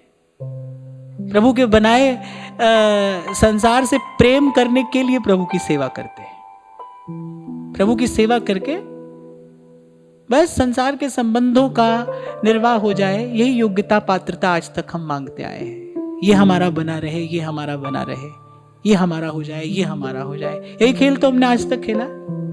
सेवा करिए प्रेम प्रभु से। मैं फिर कह रहा हूं, प्रभु को किसी वस्तु की कोई आवश्यकता नहीं है। आपके नेत्रों के अश्रु बिंदु पर्याप्त हैं, पर्याप्त हैं प्रेम देव का अभिषेक करने के लिए। ऐसा मैंने तो किसी भक्त कवि के शब्दों से समझा। सुना तुम हो दीनों की आहों के आशिक, हमें अपनी आहों का, हमें अपनी आहों का असर देखना है। कन्हैया तुम्हें एक नजर,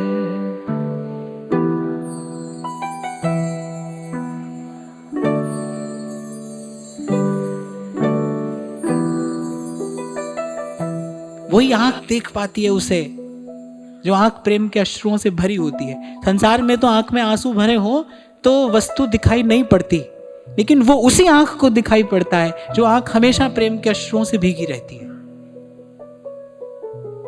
मैं इसी योग्यता की बात, इसी पात्रता की बात आपसे कर रहा हूं। आपको कहीं नहीं जाना है, आपको किसी द्वार पर जाकर भिक्षा नहीं मांगनी है, आपको किसी से याचना नहीं करनी है। प्रभु को प्राप्त करने की योग्यता आपके भीतर है।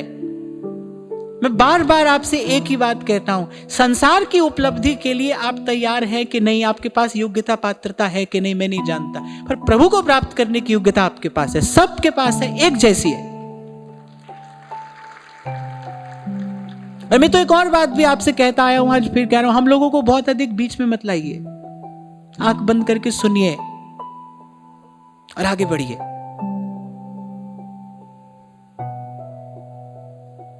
आगे बढ़िए,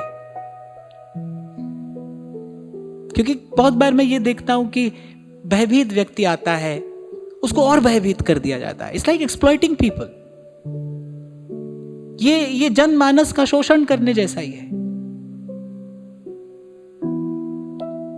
ऐसा न किया तो ऐसा होगा, ऐसा न किया तो ऐसा होगा, ऐसा कर लोगे तो ऐसा होगा, ऐसा कर लोगे तो ऐसा होगा। अरे कब तक यही व्यापार करते रहोगे? कब तक? ना कुछ करने से कुछ होगा और ना कुछ करने से कुछ नहीं होगा। रत्ती घटे न तिल बढ़े, जो लिख दी कर तार, कुछ नहीं होगा। कर्मा की रेखा न्यारी रे होनी होके रहे रे, विधना टारे नाही टरे। कितना अच्छा हो अगर इन संतों के पीछे पीछे चलते हम वहां पहुंच जाएं। ये जो क्षमा करना, मैं अच्छे शब्द का प्रयोग नहीं कर रहा हूं, ये जो व्यापार हम करते आ रहे हैं कब से, जन्मों से, इसी द्वंद्व में मैं देखता हूं उलझे। ऐसा करेंगे तो ऐसा हो जाएगा, ऐसा नहीं करेंगे तो ऐसा हो जाएगा। आज ये दिन है, आज के दिन ऐसा करना चाहिए, आज वो दिन है, आज के दिन ऐसा करना चाहिए। करते रहिए, कब तक खेलोगे खेल? अरे ऐसा खेल खेलने वाले मैंने देखे हैं, अंत में जर्जर होकर, उदास निराश हताश होकर, अरे ऐसी किसी कोने में गिर जाते हैं। ये कुछ भी हो सकता है भाई, पर कम से कम ये आध्यात्मिकता तो नहीं है। आध्यात्मिक उन्नति का तो इससे कोई दूर का लेना देना नहीं है भाई, दूर का भी। मैं तो एक और बात भी आपको कहूंगा, संसार की हर परेशानी दो चीजों से हल हो जाती है, अक्ल से हो जाती है या फिर धन से हो जाती है। हम लोगों के पास ये सब बात लेकर मत आइए। हम लोगों के पास ऐसा कोई नुस्खा नहीं है आपको बताने के लिए। संत के पास इसलिए जाते हो, और फिर संत के भेष में कोई होता है जो आपको उपाय युक्ति भी बताता है, और बस इसी प्रकार आप देखो धर्म के नाम पर व्यापार चल निकलता है। और उसका परिणाम क्या आता है? उसका परिणाम अंत में यही आता है, पूरी मानवता की श्रद्धा और विश्वास की हानि होती है। अरे भाई आज तो क्या है ना कि सब कुछ बनाने बिगाड़ने वाला सोशल मीडिया है। थोड़ी सी देर में किसी को भी भगवान का अवतार घोषित कर दिया जाता है, चल पड़ती है भीड़ उसके पीछे। मैं कहता हूं, देखिए आपने अपने जीवन में ऐसे कितने अनुभव किए होंगे कि जब जब ऐसी कोई घटना घटी उसका अंतिम परिणाम क्या आया है। मैंने आरंभ ही इस बात से किया कि गीता महामानव की कल्पना है। भगवान नहीं कह रहे हैं कि भाई तुम भगवान का अवतार होकर जाओ यहां से, आप अमुक देवता का अवतार हो, आप अमुक अवतार हो। क्यों चाहते हैं हम ऐसा? खैर मुझे ये सब नहीं कहना था, पर प्रसंग आया तो मैंने कह दिया। और मैं ये कह रहा हूं कि इस सब का अंतिम परिणाम समाज की हानि है। सत्य का मार्ग है, इसे महापुरुषों ने सतमार्ग कहा है। जिसकी तरफ जाना है वो भी सच है, आद सच जुगाद सच, ये मार्ग भी सत्य का है। और एक और बात, चंगे आइया बुरियां आइया बाचे धर्म हदूर, करनी आपो अपनी के नेड़े के दूर सतना। कहीं नहीं बच सकते आप इससे, कुछ करके आप इससे नहीं बच सकते। तो मैं तो कहता हूं कि ये सब छोड़िए, ऐसा होगा या ऐसा नहीं होगा। फिर पहुंच जाते हैं लोग, आपने कहा ऐसा हो गया। किसी के कहने से कुछ नहीं होता भाई, किसी के करने से कुछ नहीं होता। जो हो रहा है आपके करने से हो रहा है। जो जस करही सो तस फल चाखा। और अगर किसी भाव में रहना ही है तो फिर मैं तो कहता हूं इस भाव में रहिए, मेरे राम राय, मेरे राम राय, जू राखे त्यों रहिए।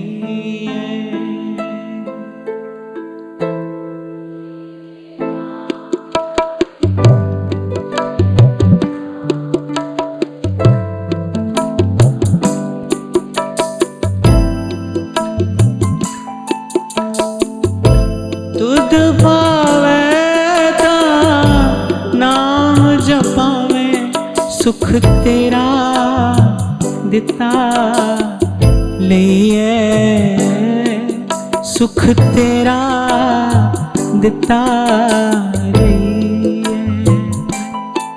सुख तेरा दिता लिए, सुख तेरा दिता। एक बार सब कहिए, मेरे राम राय, मेरे राम राय, जू राखे त्यों रहिए। मेरे राम राय, जू राखे त्यों रहिए। यहां आकर कोई निर्भय हो सकता है।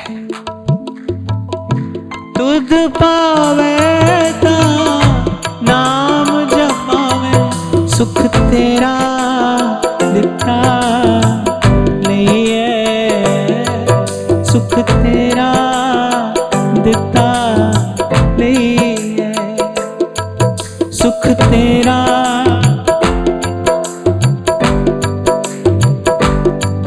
सुख तेरा दिता लिए, सुख तेरा दिता लिए, सुख तेरा।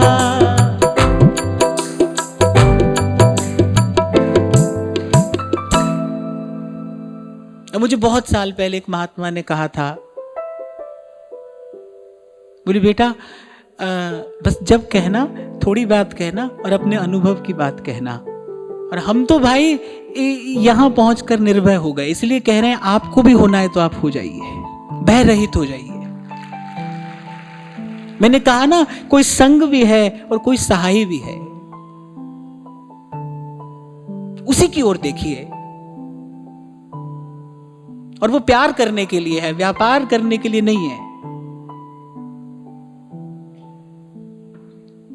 जब यहां भी आप व्यवहार में भी देखें, जब प्रेम जैसा कोई भाव दो लोगों के मध्य में प्रकट होता है ना, तब लेना बोझ हो जाता है।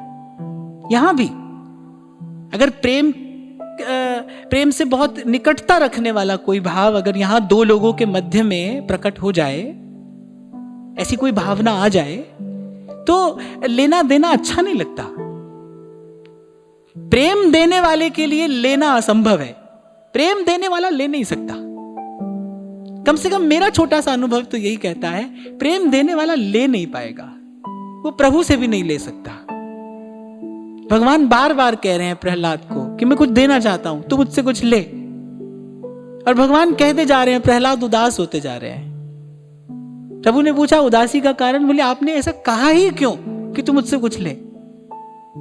मैं इसलिए आपका भजन करता हूं मैं इसलिए आपका ध्यान करता हूं कि मैं आपसे कुछ लूं ना, मैं ऐसा नहीं चाहता हूं, लेना नहीं चाहता हूं मैं आपसे।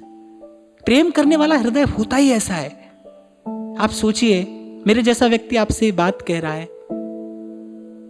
प्रेम प्रभु की कृपा से कुछ छोटा सा स्पर्श जो मुझे जीवन में हुआ, मैं उसके बल पर आपसे ये बात कह रहा हूं। और फिर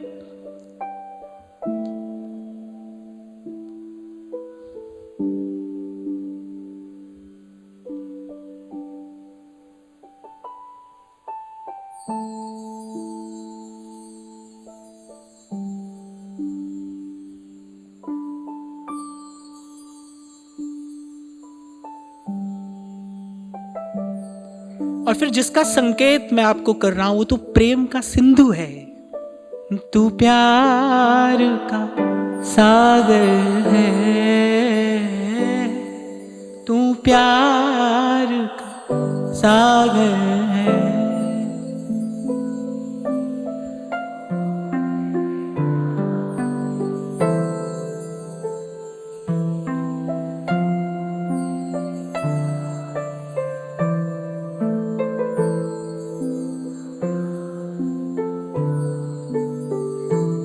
इसलिए सदा से आपको कहता आया हूं कि आपके और उसके बीच में कोई नहीं है, किसी को आने भी मत दीजिए। प्रेम का ही तो संबंध ऐसा होता है जब जब तीसरे व्यक्ति की उपस्थिति असह्य हो जाती है। इसलिए कह रहा हूं कि भाई सबकी सेवा करिए, सबका सहयोग करिए, सबके लिए साधक बनिए जो है आपके पास। पर प्रेम के लिए इनकी ओर ही देखिए, यही देखिए, कहीं और न जाइए। भीतर के जिस रिक्त स्थान की पूर्ति करने के लिए आप और मैं जन्म जन्म से भटक रहे हैं, वो भीतर का खाली स्थान इसी प्यार के सागर की एक बूंद से भरने वाला है। तेरी एक बूंद के प्यासे हम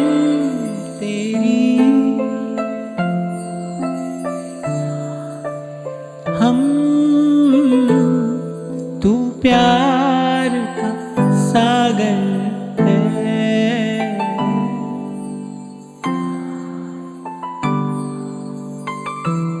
और मैं अपनी तरफ से आपको एक और बात भी बता रहा हूं, ये किसी को भी लौटाता नहीं।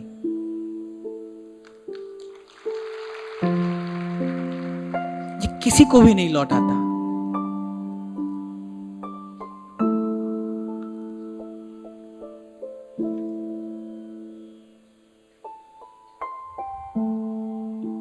तो भगवान ने कहा भय रहित होकर, और भय रहित होने का केवल एक ही मार्ग है।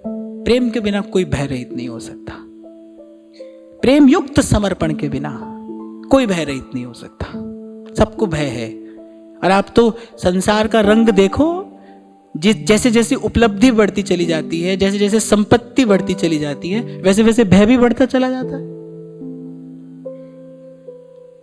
कभी अकेले ही घूमते थे,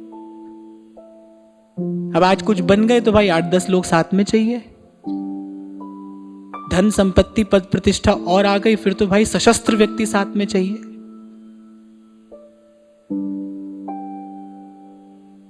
चल बुलिया चल उत्थे चलिए जिथे सारे अन्ने, ना कोई साडी जात पिछाड़े ते ना कोई सानू मन्ने। और ऐसी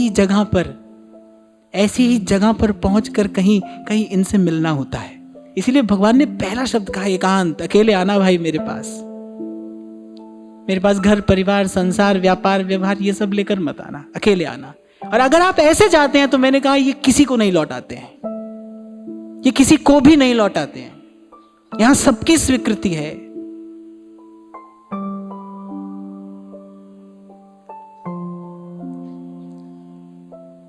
एक और बात भगवान ने यहां कही है। भगवान ने कहा ब्रह्मचारी व्रते स्थितः। ब्रह्मचारी, अब ब्रह्मचर्य की बात करते ही सबका मन एक ही जगह पर दौड़ कर जाता है। इस बारे में बात बहुत लोग करते हैं, बात बहुत होती है, आपने बहुत सुना होगा, बहुत समझा भी होगा। पर जब भगवान ने बात कही ना ब्रह्मचारी व्रते स्थितः, भगवान ने कहा ब्रह्मचर्य के व्रत में स्थित होकर।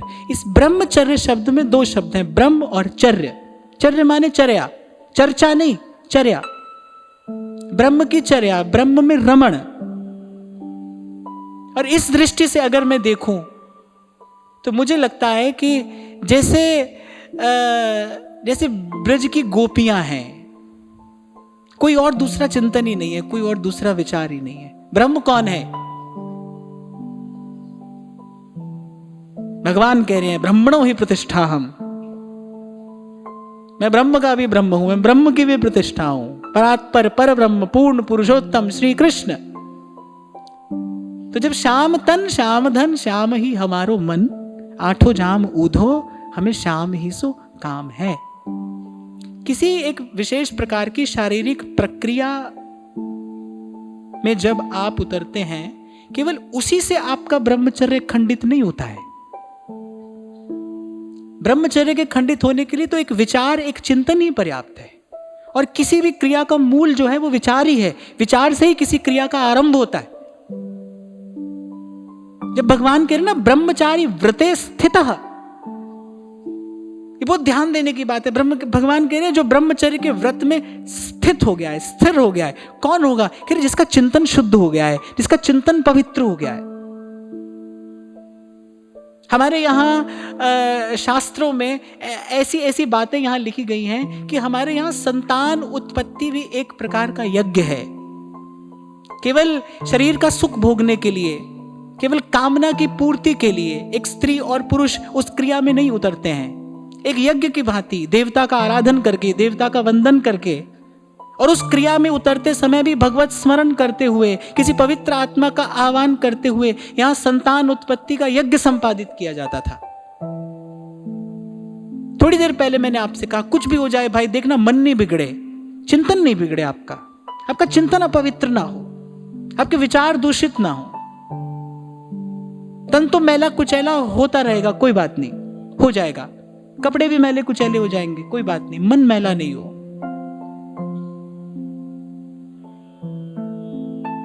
कर ले दिल दी सफाई जे दीदार चाहिदा, वे तू जहान तो की लैनी तैनू यार चाहिदा। पहले तो मन स्वच्छ करे और फिर उसको स्वच्छ बनाए रखें।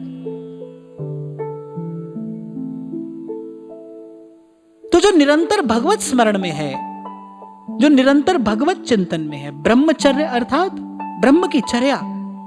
और किसी के लिए ब्रह्म कोई भी हो भाई, और हमारे लिए तो ब्रह्म हमारे श्री कृष्ण है ना, हमारे लिए तो यही परात्पर परब्रह्म है। जब इनका चिंतन, इनका भजन सतत निरंतर हो जाए, टूरी न टूटे, ये ब्रह्मचर्य के व्रत में स्थिति।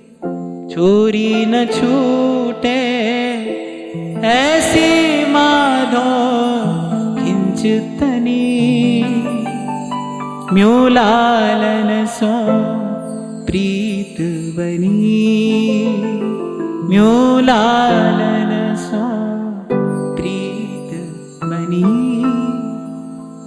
इस बार राधाष्टमी के सत्र में इसलिए वो दो पंक्तियां मैं बार बार गुनगुनाता रहा था। वो है ब्रह्मचर्य के व्रत में स्थिति। जो पीवा ओ नाल है पींदा,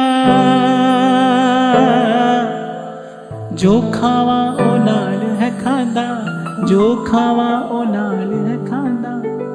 सा लेंदा मेरे सा दे नाल, अख लड़ गई बेपरवाह दे नाल, अख लड़ गई। ये जो शब्द कहा है ना, अख लड़ गई, ये बड़ी सुंदर बात कहने के लिए कहा है।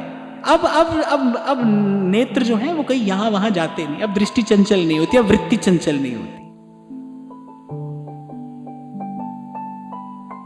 सालेंदा मेरे सादे नाल, अख लड़ गई बेपरवाह दे नाल, अख लड़ गई जी।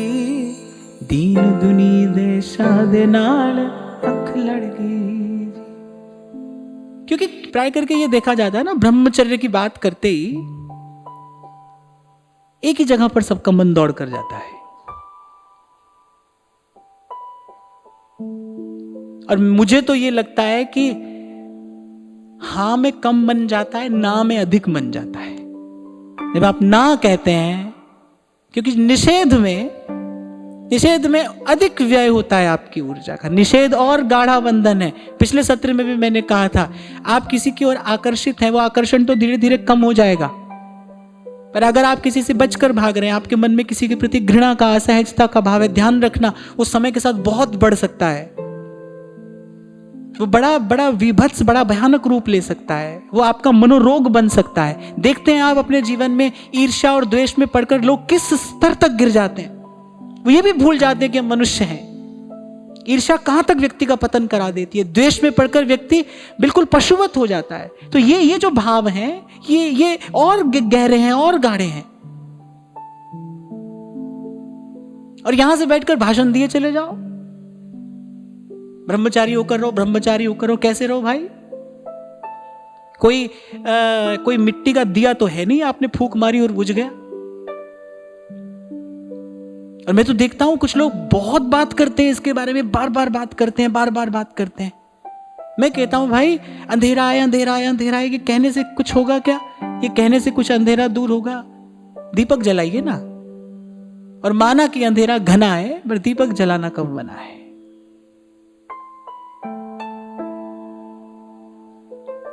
एक संत से ही सीखी मैंने ये बात।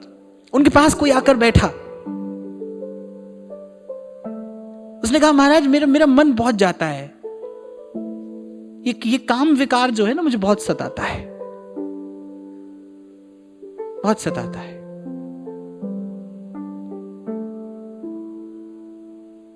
तो महात्मा ने 2 टूक उत्तर दिया। बोले, भाई हम काम की नहीं, हम तो राम की बात करते हैं। हम काम की बात ही नहीं करते हैं, हम तो राम की बात करते हैं। राम की बात करो। आप देखिए, सब महापुरुषों की वाणी आप उठाकर देखिए, किसी ने ये गाना नहीं गाया है। कोई नहीं अपना माथा पकड़कर रोया है ये सब बात कहते हुए। हाँ भाई, हम तो जैसे हैं सो हैं।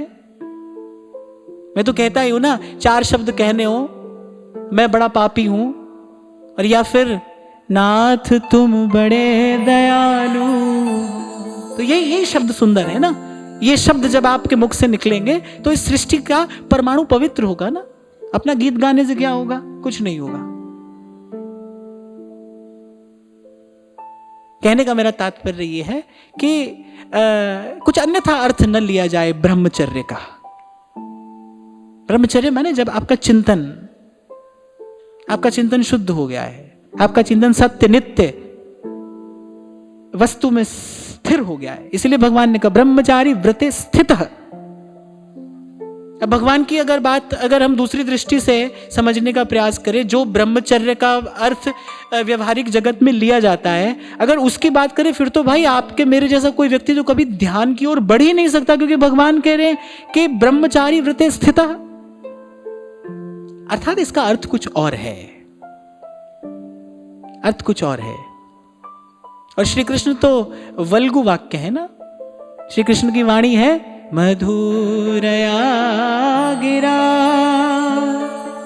वल्गु वाक्यया बुध मनोज्ञया।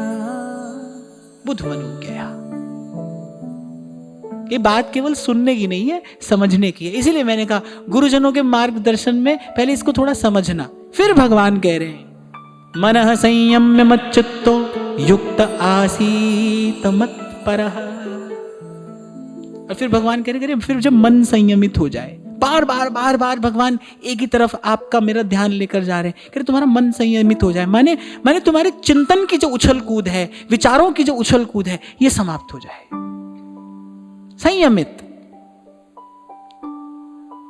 मैं पहले कभी कहा करता था आपसे कि आपके विचारों में एक अनुशासन हो, भाई कहां आपका विचार जाए, कहां नहीं जाए। और अगर कभी जाए भी, आगे कहेंगे भगवान, अगर कहीं जाए भी तो वहां से लौटा कर ले आए हम।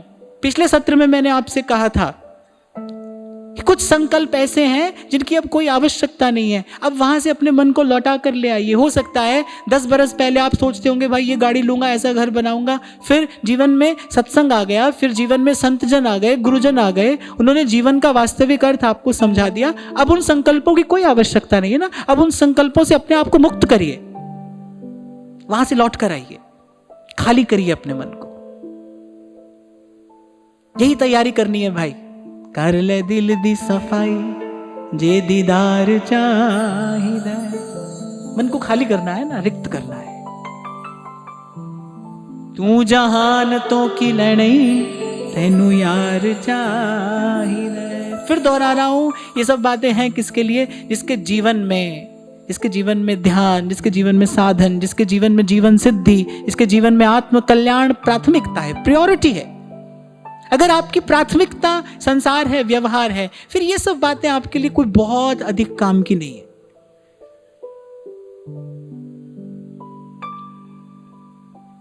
So personally, I'll ask for this, that set your priority. इसको अपने जीवन की प्राथमिकता बनाइए, इसका स्थान बदलिए। क्योंकि जब कोई वस्तु, जब कोई व्यक्ति, जब कोई कार्य आपके जीवन की प्राथमिकता बनता है, प्रायोरिटी बनता है, तब आप लगाते हैं उसमें अपनी वास्तविक शक्ति, तब आप लगाते हैं उसमें अपनी वास्तविक ऊर्जा। तो भगवान कह रहे ब्रह्मचारी के व्रत में स्थित, माने ध्यान में किस लिए उतरना है? ध्यान में कोई रिद्धि सिद्धि शक्ति और ये सब प्राप्त करने के लिए नहीं उतरना है। ध्यान में उतरना है अपने जीवन के मूल स्रोत को जानने के लिए। जैसे महाराज बाणी में कहते हैं, कह रहे मन तू ज्योत स्वरूप है, अपना मूल पहचान। ध्यान में उतरना है किस लिए? आत्म परिचय पाने के लिए, इस रहस्य को जानने के लिए। क्यों हूं, कौन हूं, क्यों हूं मैं यहां, कौन हूं, क्या कर रहा हूं, क्या उद्देश्य है मेरा। जो ब्रह्मांड है सोई पिंड है, जो खोजे सो पावे।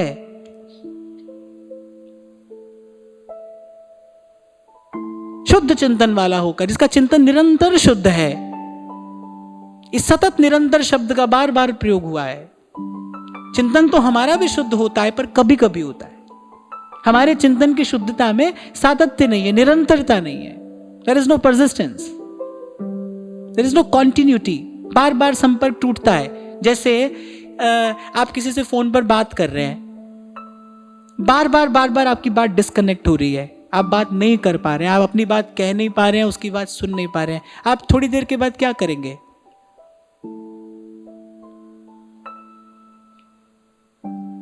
अरे ये तो आपका एक्सपीरियंस है, बताइए क्या करेंगे?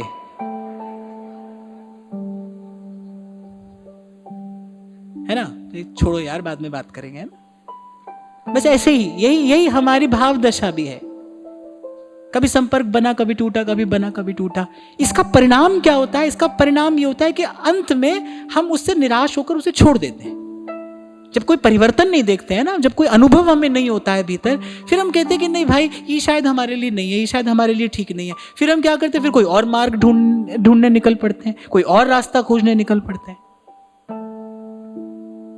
तो ये जो भगवान निरंतरता की बात कर रहे हैं कि भाई there should be a continuity, एक सातत्य हो। किस लिए? क्योंकि तभी परिणाम आएगा, और जब परिणाम आएगा, परिणाम आपको उत्साह से भरेगा। अब जैसे एक व्यक्ति जिम जाता है, बेचारा 6 महीने 8 महीने सब कर रहा है, लेकिन कोई परिणाम ही नहीं आ रहा है, कोई परिणाम नहीं आ रहा है। वो व्यक्ति क्या करता है? छोड़कर आ जाता है। और एक व्यक्ति को परिणाम दिखाई पड़ता है, बाहर एक व्यक्ति उसको कहता है कि अरे यू लुकिंग फिट, वो और उत्साह से लग जाता है उसमें। फिर जब वो देखता है अपने आप को दर्पण में और सकारात्मक परिणाम दिखाई देता है, फिर और नियोजित हो जाता है वो उसमें। तो जब आप, बिल्कुल ऐसी ही बात है, जब आप साधन में उतरेंगे, जब आप भजन करेंगे, जब आप साधना के इस पथ पर आगे बढ़ेंगे, और जब आपको अनुभव होगा, फिर वो आपके उत्साह को बढ़ाएगा, आपको भीतर से धैर्य भी देगा और बाहर से आपको उत्साह से भी भरेगा।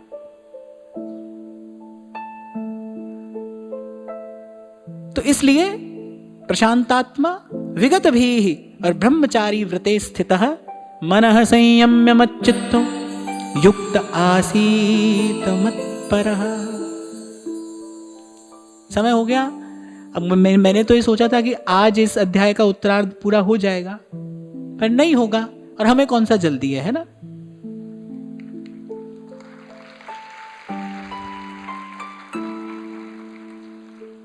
हमारे बाबा कहते थे बार बार मिले राम मेला सजना दा, है ना।